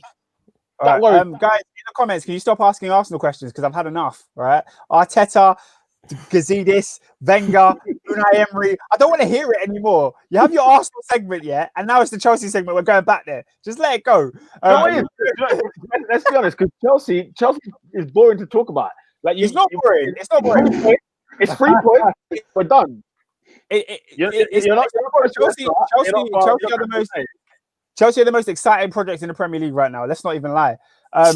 In regards to Kurt Zuma, I think Kurt Zuma is a really good centre back. I want Chelsea to keep him. I just think he's terrible on the ball.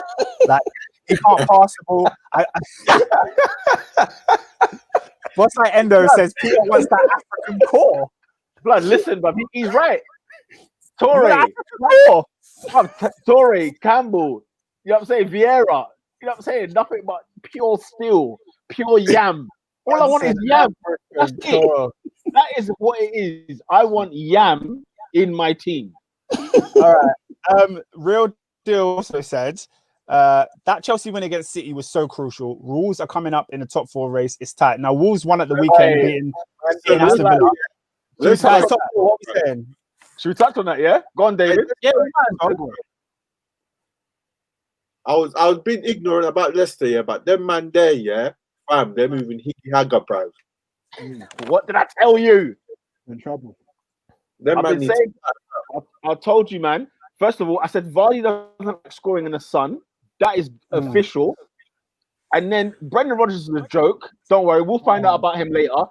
You can all you like, Adrian. He's not your manager anymore. Stop defending him. Yeah, but I said he's a good coach. In my predictions, I said Wolves will be in the top 5 and get in the Champions League next year. Yeah, because they're the only team. Okay, maybe Man United, but they're the only team that are serious. Leicester are not serious. Yeah, Chelsea. But Chelsea are doing okay, but there is a slide coming. There's something in them. There's always a bizarre result in them. Oscar, you do that what you like. It's coming. It's coming. I don't think there is now. Man United should clean this. Should go straight through. Absolutely. We'll see how hard they make it for themselves. I've seen the fixtures up until Leicester. I think that's where I think that's where the thing should come. Last thing I'll say on Chelsea is in this top 4 question. I think we have our next 5 games are winnable games.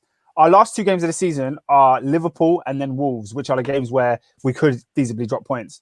The 5 before that, we should win those games and we should have top 4 secured before the end of the season, in my opinion. Your 5 games, yeah. West Ham, yeah. Watford, Palace, Winnable. Sheffield United, Norwich. Winnable. We should win those 5. But do you know what means Chelsea? It's the West Ham. The next one, because we'll make hard work of West Ham. We will. No, you know, duppy them, bro. You should duppy them. Yeah, West Ham are god awful. Yeah. Real Deal says, I told you, man, about Wolves. They're the next best team outside the top 6. Club is run so well and have the cash. Yeah. They are. You're absolutely right. I think they are. And the thing is, it's whether or not they keep the money coming in and they keep the manager, because and they keep the players. That is well, I'm not too sure about the players. They could sell players for good money because they're gonna get good money for it, and they just gotta reinvest. Because look at their team. You look at their 11, right? When they were in the Championship, how many of those players did you even hear of? Like, if we're being frank, not a lot. Yeah, so they can still pick up players of quality. They can still find them somewhere. Yeah, you know what I'm saying? And they got them Portuguese ties, bro. Them man know what they're doing. You know what I mean? It's because that team's owned by Latinas. Like, even a Spanish wrestler. No, but even Sin Cara, like the WWE guy, has a stake in Wolves. Is it? Yeah. Is that why? Okay. You know? Yeah. That's why him and us put on the mask. Yes, that's why. Guys, yeah. When you bust on the luchador, that made me cry laughing. And it went up to lose that game. Bloody hell. Hey, man, them. You see this relegation thing, yeah? Fam. Oh, it's mad. It's looking sticky, bro. Sticky. Walk on. Fam, Villa, 32 games played, 27 points. Bournemouth, West Ham, and Watford. West Ham and Bournemouth have a game in hand of Watford. They're all on 27 and 28, bro. Who is going down? It's I don't know who's going down, you know. Brighton aren't out of the woods yet either. No, Brighton. I think Brighton are out of the woods. They beat Arsenal, bro. But they're playing United tomorrow. They're playing Man United tomorrow, and I think Man United beat them. So they'll be back in the thick of it. Nah, I don't see Watford, West Ham, or Bournemouth winning any games, bro. Don't talk, bro. Facto. But yeah, pick up Wolves, man. I hope they come and cause I hope Wolves come and cause a mess in this top 5. Yeah, man. Listen, smart investments, but they've bought players, bro. Yeah, they're doing sick, lad. It's a very Oscar. Yeah, for real. Oscar, anything else on this Chelsea game? No, not really. Shout out to Frank Lampard, because he came out and did a scathing interview after the game saying this is the worst half of football I've ever seen since I've been at Chelsea, and we've had some terrible halves of football. bear in mind, we were 2-0 up against Sheffield United at half-time and left the game 2-2. So he said that this half against Leicester was worse than that. The only difference is we didn't concede. So I rate him. He's consistent. Hey, he come out with a leng blood. I was like, yo, man, it's the worst thing since I've been at Chelsea. Rotted. That's a lot. Like, if you think about some of the halves we've had, bruv, we've had shocking halves. Yeah. What's it called? Before we go, sorry. I just want to say, Oscar, so regarding Tammy Abraham. Yes. Do you think it's harsh, considering the season that he's had, for him to find himself not only out of the team now, but then to find himself essentially playing second fiddle next season? No. Okay. Well, listen, you do a Jekyll, bruv. Every time I'm on the pitch, I'm banging, bruv. Yeah, like Tammy Abraham, great. He had a great spell, a great period where he was scoring bare goals, but he also has a lot of games where he doesn't score. And I think Chelsea need to be in a position, like I said it when we signed Werner, I want us to be in a position where we have two people in our team that are clapping goals consistently, just like Salah and Mane. That's the only way we're going to be Levs. Yeah. If we're not that, then we're asking for goals from deep in midfield. Unfortunately, we didn't have a lot of Christian Pulisic this season. He's now become a goal scorer for Chelsea. So, you know, hopefully him and Werner can contribute to the goals. But Tammy has to do what Tammy's going to do. If he wants to play for Chelsea, he needs to score goals. Yeah. And we've got, 5 games left this season? One more, including FA Cup. Sorry, not 5, 7 league games and one more FA Cup game, potentially 2. He has to prove himself that he can score goals because that's what he's there for. Can I say something on Tammy Abraham as well? Go for it. And it's what I've always said from day one, so nothing's changed there. He's not good enough to play as Chelsea's centre forward. And I said this from day one. And credit to him, he's got his 13 goals this season, and I didn't expect him to get that many in the league. But guess what Chelsea went and did? They went and bought another one. And they got Giroud and Batshuayi, which you would say, do you know what, it's feasible to have those 3 and try and push on. But Lampard doesn't think so. And you know, just like we're talking about Brewster, the levels are high in the Premier League. When you're playing in Villa in the Championship and playing for Bristol, you can clap 20 goals with your eyes closed. No disrespect to the Championship, but when you're a decent player, you can do that, right? When you come to the Premier League, it's not about being decent. You've got to be top notch, especially playing at the top clubs. And Tammy Abraham is not top notch, and it's not hard. I don't care if it's he's not today. And that's why you've bought another one. And the thing is, Werner's like, what, 25, 26? 2 years, a year older than him, yeah. Exactly. So Abraham's place is under threat for this foreseeable future. Well, I mean, that's if Lampard wants to play Werner up top. The idea is that Werner played most of his games this season on the left wing. But then that blocks off Christian Pulisic, and it also blocks off Callum Hudson-Odoi. So there's a lot of competition for places at Chelsea. And that's why Tammy Abraham will be one to fight for his place. And that's why I think Werner won't go on the left wing because of what you just said there. Callum Hudson-Odoi, Pulisic, you're going to have that as your growing team. They're going to age well together. You're going to have your Mason Mount in midfield. Like, there's no room in the inn, fam, for Tammy Abraham. In fairness, that's a sick plan B, man. Oh, yeah. As your backup striker, Tammy Abraham. I'd take that. Yeah, I can't lie. The past couple of games, Tammy's frustrated me the past couple of games, man. I've been shouting at the TV. Yeah. I've been shouting at the TV at Tammy. I won't even lie to you. And he looks like a confidence player because of the fact he's not been playing games. Excuse me. The fact that he's not been playing games. When he comes on, you're more disappointed with him in the long run. Looks like a shell of his former self. Yeah, for real. Let's move on from Chelsea. What have we got next? So Newcastle United 0 and City 2. Oh, do we have to talk about them? I mean, it could be brief. It could be brief. Don't get me wrong. Do you know how funny it was? A lot of people were saying that as soon as Newcastle heard that whoever wins this is going to face Arsenal, they turn into Prime Madrid. Honestly. Why are we getting City, man? That's so long, blood. Like, you know what it is, I looked at the... I didn't even deep that. So at half time, they heard the draw and they said, nah, we could actually go to the final if we win this game. Someone didn't send that memo to Dwight Gale. Facto. Oh, God, what a City he missed. Unbelievable. The thing is, you knew, like, if Newcastle keep missing these chances, they're going to fall Eventually. They're gonna pay the price. And No the two ways about penalty as well. Oh, the stupid tackling. Honestly, they're so poor. It was awful. But yeah, Man City are back at it again. They're the one going to win the FA Cup for me. The fact that they're still in this, man. Like when I saw them, I just thought, bore off, man. Go to the Champions League and go win that. Man like I don't off. Yeah, I don't want you lot here, man. You know what's crazy?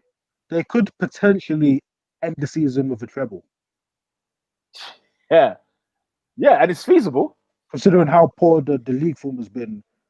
And I think the FA Cup's in the bag for them. The fact that they're here in the semi, they've already won the Carabao Cup. The Champions League will prove to be difficult, but they've got the first hurdle over Real Madrid in terms of the first leg. They've got one more hurdle to jump. They can beat anyone. You can't count out Madrid yet. I think City's biggest thing is the Champions League. We've seen Bayern come back and absolutely tear their league apart. Madrid have come back and they're now top of La Liga. They're actually doing their thing with Barcelona dropping points. Still got Juventus being Juventus. PSG have not kicked a ball and they're just waiting. So it's not going to be easy for them because there's still elite teams out there. And the fact that you have players like Neymar and Mbappe said, listen, all we think about is bringing that Champions League to PSG and all that stuff. And you can't forget that these people are elite. I don't know. The only threat for me with Man City is Bayern Munich because they're the only team that look like, man, they're not here to play games. But the rest of them, I can't take no one serious. I can't take Madrid serious. Have you watched La Liga, by the way? I have. It's hilarious. What is going on over there, right? With Barcelona, I can't take Barcelona seriously. I can't take Real Madrid seriously. PSG, they're always the ones that make you laugh by the end of the tournament. Real Madrid have been looking sharp. City's defense is looking shaky. Yeah, man. I told Peter before Chelsea faced Man City, even though they'd smacked up Arsenal and they smacked up Burnley, I feel like we could get out their defense. I didn't think that they were solid, and we did get out their defense. Real Deal said Karim Benzema has been unbelievable this season. Bro, he's doing showreel stuff now. He's just doing stuff like for his YouTube channel. Man's doing F2 football now. What's that about? He's been on bits, and the thing is, it's like, okay, obviously he's the main man up front now. Finally, he's after all these years, he joined Madrid 2010 or something like that, 2009. Do you know what I'm saying? And now he's the Ronaldo like kind of shadow is gone, and he was still clapping goals. That's what's scary. When you put them into like Premier League numbers, he was still getting like 30 a season, which is frightening. But also, Benzema is sick, has always been sick. He's having a great season this year. But I think because they're 2-1 down, Real Madrid, and have to go to the Etihad, I'm going with Man City just to go through. And then it's a case of they need to avoid Bayern until they get to the final. Can I be honest with you? Like, honestly, I'm gonna put my what's the saying? I'm gonna put my envelope under the door. I'm gonna throw my hat under the ring. I'm gonna say that if City get past Real Madrid, I think nobody in world football beats Man City in a cup final, in my opinion. And I think Pep is going to treat these games as cup finals, one after the other, after the other. What makes you think nobody beats them in a cup final? Because remember, it's now just a one-off game. There's no more home and aways. Yeah, no, I know that. But why are City unbeatable in that format? Okay, so for me, I think for Man City, I think the reason their shortcomings in the Champions League has always been a mental thing, and I feel like there's been a morbid lack of experience as to what has led to the undoings. I'll give you an example. 2018, when Liverpool just smoked them off the park 3-0 in like the first 20 minutes at Anfield. That's not necessarily because Liverpool are that much better than Man City, but I think they were overruled by the big occasion. Whereas if we're talking pure football games, pure footballing ability, I think Pep will get them. I mean, the defense is going to be a question mark, but I think with Laporte being back, it's going to be a big thing for them. But I think football team against football team, quality against quality, genuinely, I think Man City will beat anyone on the planet. Okay. And at this point in time, that's why I'm putting them for the Champions League because of the new format. If it was home and away legs, home and away legs in the normal climate, I would have backed them. But the way it is now, I just feel like they should just dodge Bayern for now. Just allow it. And Bayern look like they're getting their job done. The German efficiency is really being lived up to the name. But yeah, so guys, with these FA Cup games done, semi-final action is next. Obviously, we'll discuss more about it when we do the review and the previews. But Chelsea versus Manchester United, who's going through? wow, Chelsea. I think Lampard is. It all depends on the lineup. I think Lampard has proven himself to be a bit of a tactician, and he'll change his formation based on the opposite team. I think him and Jody Morris will not want to lose to United again. It's embarrassing to have lost to them 3 times this season. So I feel like they will go all out for this game. Cool, David. Don't care, mate. What do you mean? We might be playing one of them in the final, cuz. I take it with that. Then nobody believes Arsenal will beat Man City. Then nah. Okay, it's too much. Yeah, it's too much. Okie dokes. All right. David, over the weekend, let's see who was team of the week. What, FA Cup team? I guess, Wolves. including the Premier League games as well. Wolves. Oh no! Wait, didn't Southampton win by 2? Yeah, Danny Ings. Yeah, Southampton team of the week. Let me give it to Southampton, but I'll go. I like Southampton. I'm still gonna go for Wolves. I think their performance was good, and they're showing that we've got a wide variety of wins. They can win pretty. They can be average for a long period of a game, but have that one piece of quality. And Sorry to interrupt, but I know we haven't said anything, but Burnley are winning 1-0 against Crystal Palace. They are indeed, with 10 minutes to go in that game. That's a real who cares. But it's a shame because I wanted Palace to win because they were doing very well. But hey ho, they met Liverpool. Nope, we got Brighton. Oh, I don't know where I thought of that from. Sorry. Liverpool just gave Palace such a slap. It's still ringing now. So well done, Liverpool. And I think their injuries haven't helped them as well because their goalkeeper Guaita, he was quietly having a good season. I think he had like 4 clean sheets in a row. No beholds, here comes rubbish Hennessy rather. Dinosaur. And then I think Zaha's out as well. I think that contributes. You know what? I'm going to give my team of the week to Arsenal. They've had a good 2 back-to-back wins, and they've actually got to the semi-final. It's something to celebrate there. Interesting. Yeah, I'm like, yeah. Good show. I hear that still, but nah. David, team of the week? I'll give it to Wolves then. All right, Wolves is the team of the week. Player of the week? Ings. Danny Ings, straight up and down. Danny Ings. Oscar? Are we including 2 games or just one? Just the one game? Just the one weekend because we did last week's already, innit? So Ings. AD? Yeah, Ings is quietly having a fantastic, phenomenal season. Sweet as a nut. Danny Ings is getting the team of the week. Goal of the week? Raheem Sterling. Raheem Sterling for sure, bro. Yeah. No questions asked. Raheem Sterling's goal was sauce. It was absolute sauce. All right, cool. Raheem Sterling gets goal of the week. And David, who? Oh, Kant was an honourable mention as well. Honourable mention. Hey, Oscar, Danny, what's it called? Real Deal saying that. What's it? Danny Ings? Sorry, I didn't see that. Danny Ings, #1 English striker. He's on a mad thing. Yeah, I agree. At the moment, I agree. Over Vardy. Yeah, over Vardy, over Kane. Yeah, I captained him in my fantasy. Get me, bang, 2 goals. That's what I like to see, man. David, who's not that guy this week? Right, and then another inductee into the Hall of Fame. Hall of Fame. Yeah. I think he's in there. I don't know if I've given it to him before. Just this gentleman was born on the 9th of September, 1964. Old timer. He was born in Walsall, Staffordshire, England. And sorry, I'm looking at my phone while saying that guy because I don't.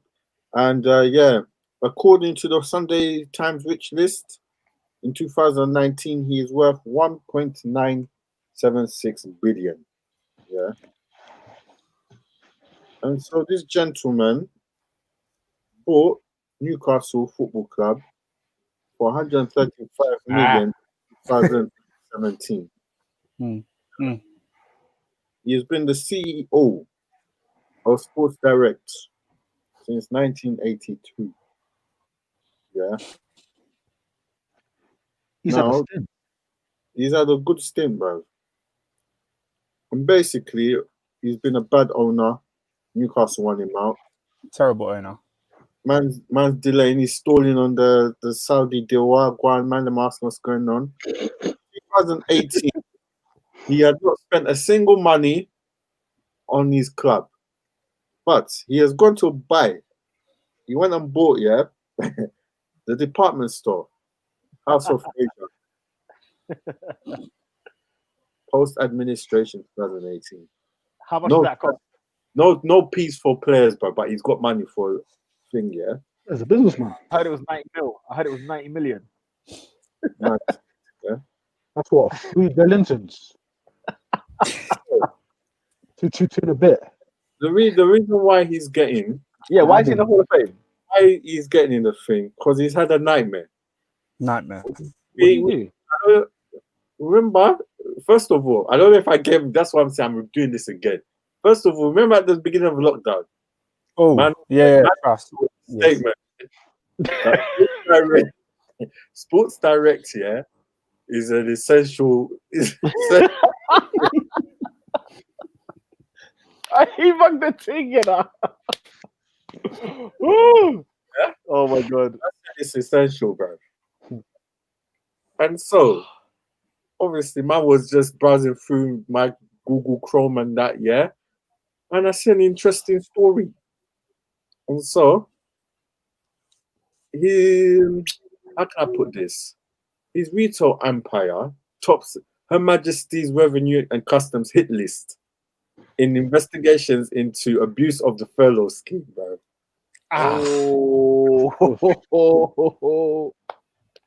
He's number one in this. Approximately 4,000 complaints have been made. Yeah. Jeez. About 4,000. 4,000. About complaints being made. I've been made to work while I'm on furlough. Managers and tax officials have vowed to take criminal actions against the most serious cases, and he's number one. That's a criminal. You're freaking joking. Yep. And so, my days. Inducted into the Hall of Fame. Michael James Wallace Ashley. You're not that guy, bruv. Pack it up, bro. All jokes aside, he's a nasty piece of work. He's a scumbag. He's number one. So you tell me that you sent the people out to work in a pandemic on 80% of the pay. And the bill was footed by the government. Oh my god.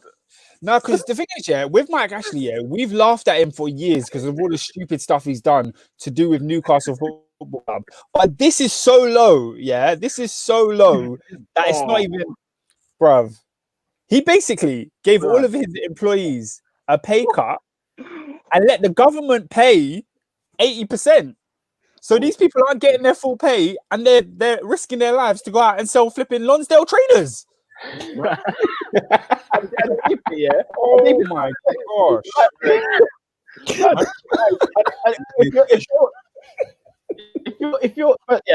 I mean, the guy said they were essential. That is banter FC. But the thing is, if you're a casual, what's the payment for furlough? What is 80% of a casual workers agreement? Like, this man is raw blood. He is raw. He's a raw human being, blood. Real deal said he's mad, but I respect him. He knows Newcastle's value and potential as a business, which is fair. But then he also says, but horrible businessman. Them Sports Direct guys, I feel for them. It's true. Honestly, it's so true. Oh my god. He's a scumbag. Blood, this is unbelievable. So he made them go back to work. 4,000 complaints. So 4,000. You know, there's like 2,000 that didn't bother saying nothing. Yeah, trust. There's a couple man me up. Oh my gosh! So I could have got printing on my kit like during this lockdown. It's one of them ones. Like legit. Oh my days, the guy is scum. So people are going to work in a pandemic, so I can get Lacazette 9 at the back of my shirt.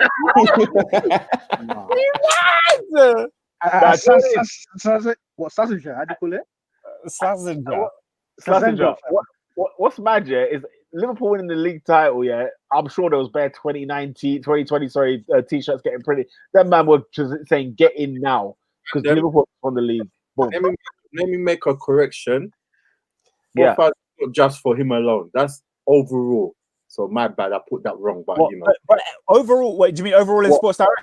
No. So the 4,000 complaints is complaints by employees complaining about their employers. But he's on top of the hit list. Oh, okay. Still, he's number one. Yeah, he's number one, and then there's other employers. Okay. Did you say Her Majesty's hit list? Yeah, Her Majesty's revenue and customs. You know what I'm saying? If you've got any dealings with the revenue and them, man, it's got gov. Yeah. Involved. Oh, if .gov anything, you're in big trouble. You're in big trouble, Robbie. Oh my days. Before we move on, Boss Like Endo said, I listen to many podcasts, but you guys are arguably my favorite. Keep doing what you're doing. It's love, it's love. Guys, if you're watching, remember, you can comment and you can ask questions and we'll react to it live. Really appreciate the love. 100%. Let's do the fixtures for this week. Okay, there's football on everywhere. All right, starting tomorrow, Brighton against Manchester United, 8:15 kickoff on Sky Sports. Oscar, who you got? Morpie's revenge. Oh, No. I think United will ease over the line. I think it'll be 2-1 United. Adrian? United comfortably, like 3-0. David? United. Robinho? we've got Brighton. Following that, we got Bournemouth. Following that, Aston Villa. Oh my Following God. that, Southampton. Following that, Crystal Palace. Following that, West Ham. Following that is the FA Cup, and then after that is Leicester. How many games is that? 1, 2, 3, 4, 5, 6, 7. Be fired if he doesn't make the top 4. I'm expecting 18 out of 21 points. No, 21. 18. No, No, I said the very minimum 18. Yeah. Bare minimum, 18. We should be winning all of those games. Ollie should be fired if he does not make Champions League football next season. That's factual. That is just unbelievable, that run. Somebody at Manchester, like I always find like UEFA, there's a brown paper bag in Madrid's name and in Barca's name. In the Premier League, there's a brown paper bag in Manchester United's name. No matter what is going on, how Manchester United got fixtures like this? Everyone faces everyone twice, mate. I hear that, but did you hear? But bro, are you hearing the games in a row? Yeah, but that means you've had to face big teams in a row. So, but have they though?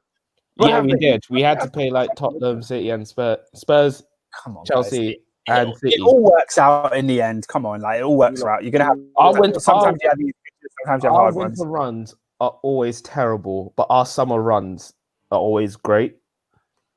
Real Deal said, true. Ollie should be fired if he doesn't. And I agree. If he doesn't, honestly, it would be unbelievable how Manchester, like if we're at the end of the season and we're saying, yo, Man United are back in the Europa, it will be unbelievable. Unbelievable. Yeah, I think I would truly love that if the whole fifth thing didn't happen and Man City were allowed in the Champions League and then someone had to drop out. That'd be terrible. If Man City somehow bust case, blood. I saw we find out this week. Yeah, they say July. I'm not gonna call it early July. I doubt it'll be that quick. They'll long it out, bro. Anyway, Wednesday night football: Arsenal versus Norwich on BT Sport. First home game, fam. First home game since lockdown. Yeah. Oh right, you guys have been on the road for time. Right, all 4 games have been away. Forever on the road. Pete, don't be surprised if Pookie scores in this game, bro. Oh, no, of course not. No. Bro, Pookie ain't scored for time. Oh my gosh, that loser. Minute, bro. Is he still on 10 league goals? He's been on 10 for time, blood. Yeah. I predicted he wouldn't get 10, but Boss like Endo said it's embarrassing for United if Chelsea finish above them. I don't think so. Now, when you think about the circumstance, bro, at the start of the season, last August, and you said to me Chelsea would A, make the top 4, but B, finish above Manchester United and Tottenham and Arsenal and bloody hell, man. I'm just thinking of it from now. Plus, you didn't have a transfer window, so wait. Yeah, but Super Frank. Lampard was handicapped. You got a novice of a manager, and he had no transfer money to spend. And he lost his best player. And then he lost Hazard. Yeah, like. Hey, listen, bro. We should win. I'm going to Arsenal. Yeah, I'm going Arsenal. Arsenal will win. We should win, bro. Cantwell FC, let's go. You're going Cantwell FC, yeah? Bruv, if Norwich win against you lot, yeah, I'm done. I'm not even bantering you. I'm just done entertaining that. No one's allowed to write Arsenal comments in the chat. No one's allowed to talk about Arsenal if Norwich beat you. You are dead. I'm not speaking about you till next season. I'm telling you, hey, real deal, like you said, bro. Pookie is gonna score tomorrow. Oh, I'm telling you, I can see. David, I'm saying clean sheet, blood. Clean sheet. It should be a clean sheet. Clean sheet. The sheet must be cleaned. The sheet has to be clean. The sheet has to be clean. All right, cool. Bournemouth, Newcastle. Newcastle. Does it even matter? ASM, blood. ASM, you get me? I'm saying Bournemouth still. They need a win from somewhere, boy. They need to dig out a win from somewhere, blood. That new kit ain't helping. The new kit ain't helping them. Everton, Leicester. Hey, come on, Everton. Come on, Everton. Come on. Calvin Lewin. Come on. Carlo. I think Leicester's rap continues. What, Carlo versus Brendan? Sir, please. I think, yeah. Big C, blood. You know what I'm saying? Leicester's rap continues, so yeah. Yeah, blood. Team Carlo all day long. West Ham against Chelsea. Chelsea, bruv. 1-1. Nah. Chelsea just. I think Chelsea's gonna have a poor first half, good second half. Bro, listen, yeah. You see London Stadium, bro. It's created for pace and midfield, bro. You're right. Bro, I am telling you guys, yeah, London Stadium has time and space. I'm telling you, bro. West Ham are shower, bro. Yeah. Do you know what? There's really no excuse for Chelsea here. We should be getting 3 points. The front three is difficult to play against. London Stadium is where you go and kick ball, bro. Who's their front three, Adrian? So what Moyes has tended to do is go for like his quick options essentially. So there's like a fluid front three of Anderson, Bowen, and Mikel Antonio as well. Antonio is dead, bro. He's a nuisance. He's a nuisance. He is a nuisance. To be fair. Tough about. He makes it very, very tough for defenders. Listen, I'm telling you, Chelsea are going to wipe the floor with things. Fat Frank knows all the abuse the West Ham fans used to give him. Yeah, he knows that. I'm going to go for a draw. You know, I'm going for a draw. Interesting.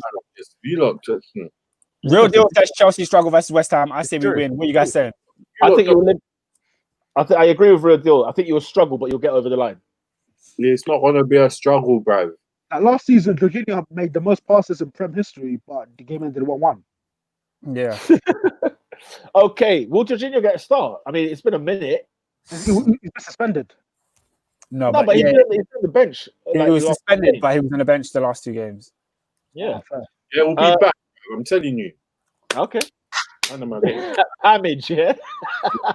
All right, Thursday night, Sheffield United against Spurs. This is interesting. Oh, that's a big game. Oh, I didn't even. Yeah, it is a bit. Do you know what? Could Sheffield United's saving grace be the fact they've not been at home? We still beat them at Bramall. Yeah, Arsenal beat them. Yeah. Do you know what's funny? Arsenal are beating you at your home ground. Listen, there's no more grace. You know the away form has been superb. They've only lost 3 times away. City, Liverpool, Man United the other day. Oh, only 3 away defeats. Yeah, they've only had 3 all season. Listen, it's another L, bruv. I think it's another draw. I'm going to go for a draw. Nah, I think Mourinho means business, bruv. I think they're going to go 2 and 3-0. I think Tottenham are going to go ham. Tottenham's a team that a lot of people have forgotten about. They are. Yeah, but they're 9 points behind the thing, man. They're out of it, bro. 9 points behind it. Chelsea, bro. How many points are Arsenal? No, but is it the top 5? Are we arguing top 5? No. Well, Wait, as it stands, they're 7 points behind Wolves. Guys, as it stands, with the Burnley game results factored in, Arsenal are 10th, bruv. You man are behind Burnley.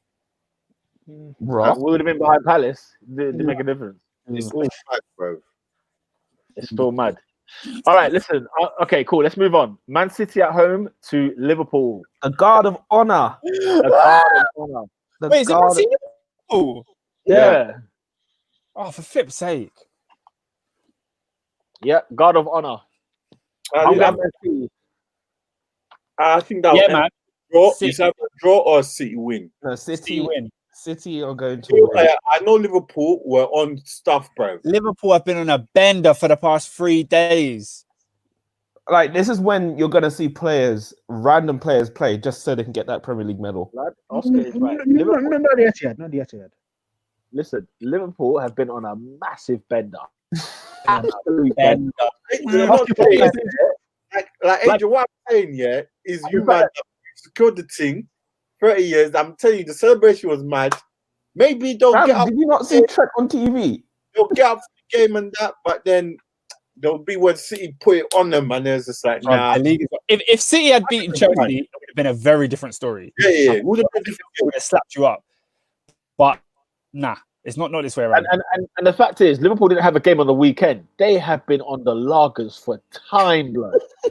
Them man have been on it for time. When I say you're going to see some pot bellies when they come out the Etihad, yeah, you watch, blood. Real deal says Man City are going to go Super Saiyan. Do you know what's funny? I feel like if this was the game for Liverpool to win the league, City would have scored. But I feel like the way Jurgen Klopp is going to phrase it, he's going to tell the players, he's going to recharge the players, much like he's done in 2018, much like he's done in 2019.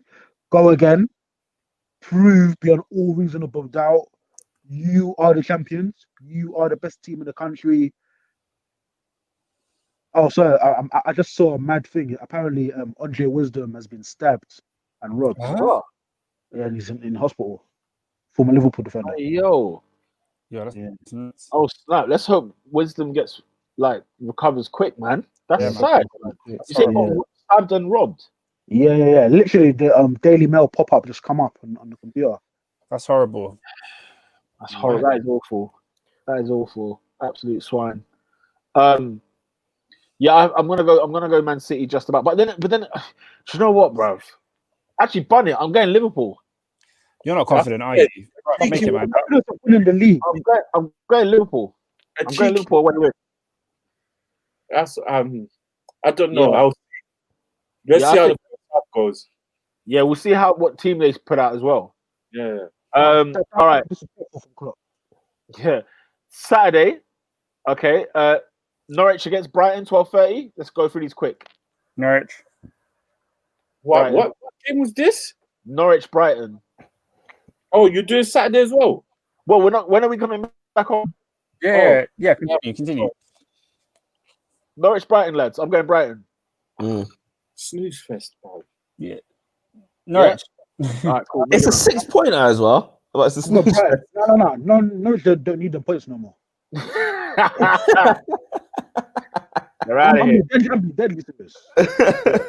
Leicester Palace. Oh, maybe the Wolf is back. Wolf. Crystal Palace. The Wolf. Palace. I think Leicester have been on such bad form. It's ready for a counter-attacking Zaha at King Power. It's lined up for him. If Leicester lose the next 2 games, it is tight. Listen, Brendan Rodgers' name will be barred from this podcast. It'll be barred for a year. All right, Adrian? For 1 year. Right. Well, because it's still a fantastic achievement if they make Europe. But anyway. I disagree, you know. No, considering how comfortable they were in December, We're talking about 3-horse race.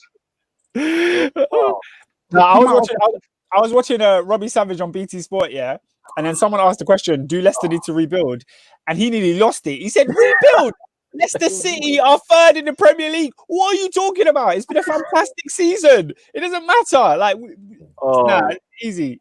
The word is add. They definitely need to add to. Yeah. Rebuild was hilarious. Yeah, that's Real deal. Northampton got promoted, guys. EFL playoff final 4-0. So, they're in the championship now. They're in the championship officially now. Wait, what? No. League One, innit? League One. Yeah, I swear it's League One. They moved up to League One. Is that what you're telling me? No, Yeah, hold on. Big man, this the is championship. top 4. You can't be telling me they moved up to League One. This is top 4 podcast. Wait. I could have sworn I saw on Sky Sports saying breaking news. Whatever. Northampton have been promoted to League One. Yeah, to League One.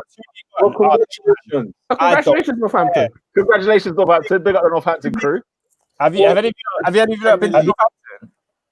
Yeah, I've driven past it. I've been to Northampton. It's a very quiet town. Very, very quiet town.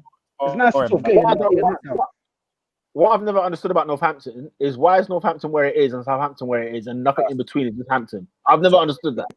Always baffles me. But anyway, let's move on. Go through. Leicester getting ropey. Getting roped in nicely. I told man, blood. Nicely. Yeah, but I told man, bro. Leicester for dead.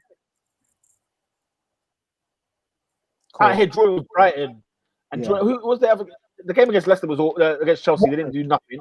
Vardy, we don't know. Vardy only knows long sleeved winter time. That's what he knows. What, gloves on? Don't give him the sun. Do you know what I'm saying? Anyway, Manchester United, Bournemouth. Let's quickly go through. Come on. United. Yeah, I have to do it. United. Oh, 5:30. 5:30. It's a massive one. This one is Wolves, Arsenal. I'm going Wolves. Wolves, man. Wolves. You have to, innit? Yeah. Wait, guys. So is this where the stakes are at now? Yeah. Where Wolves, Arsenal, and Arsenal are an afterthought. You don't even debate. You don't even critique. It's like first of all, at Arsenal away is never. You're never confident of backing Arsenal. Wow. Secondly, last year, do you remember what happened to us last year when we went there? Absolutely caned. Absolutely caned. 3-0 to Wolves. We then went the following week to Leicester. 3-0 to Leicester. We were getting our butts handed to. Yeah, raw. We were getting our bums caned, blood. Anyway, Wolves. I'm going full house Wolves. Yeah. Chelsea are playing Watford at 8 o'clock on a Saturday. Raw. No, Sunday. Oh, Saturday. Yeah. Saturday. You know what? Yeah. You never know Watford, but Chelsea will win. Do you know what? Actually, Robin. You never know with Watford, but I'm not. I would have believed it, but I can't. Stamford Bridge. So I think Chelsea win that. Chelsea. Yes, Chelsea. Yeah. Full house. Sunday, very quickly. Burnley at home to Sheffield United. The monkeys. No, I couldn't care less. That yawn from David. That yawn from David made it clear. Sheffield United. Newcastle at home to West Ham. Newcastle. Yeah, Newcastle. Yeah. Yeah. Okay, Liverpool 4:30 against Aston Villa. This is the day Liverpool Villa going down that day. Mm-hmm. That day is over. Southampton at home to Man City. Man, these games are getting more meaningless by the day. Man City, yeah. And then Spurs Everton's the Monday Night Football, which will be back on live anyway. So we will chat and you know what I'm saying. But finally, we've come to the end of the Top 4 podcast. Thank you, everybody that's locked in today. Make sure you share, like, subscribe. We are at Top 4 Podcast on the Twitter, on SoundCloud, on Spotify, on iTunes, on YouTube's, the lot. Okay, share, like, subscribe at Top 4 Podcast. Big up yourselves. Peace. Done, no. Peace. Quack, quack, quack, quack.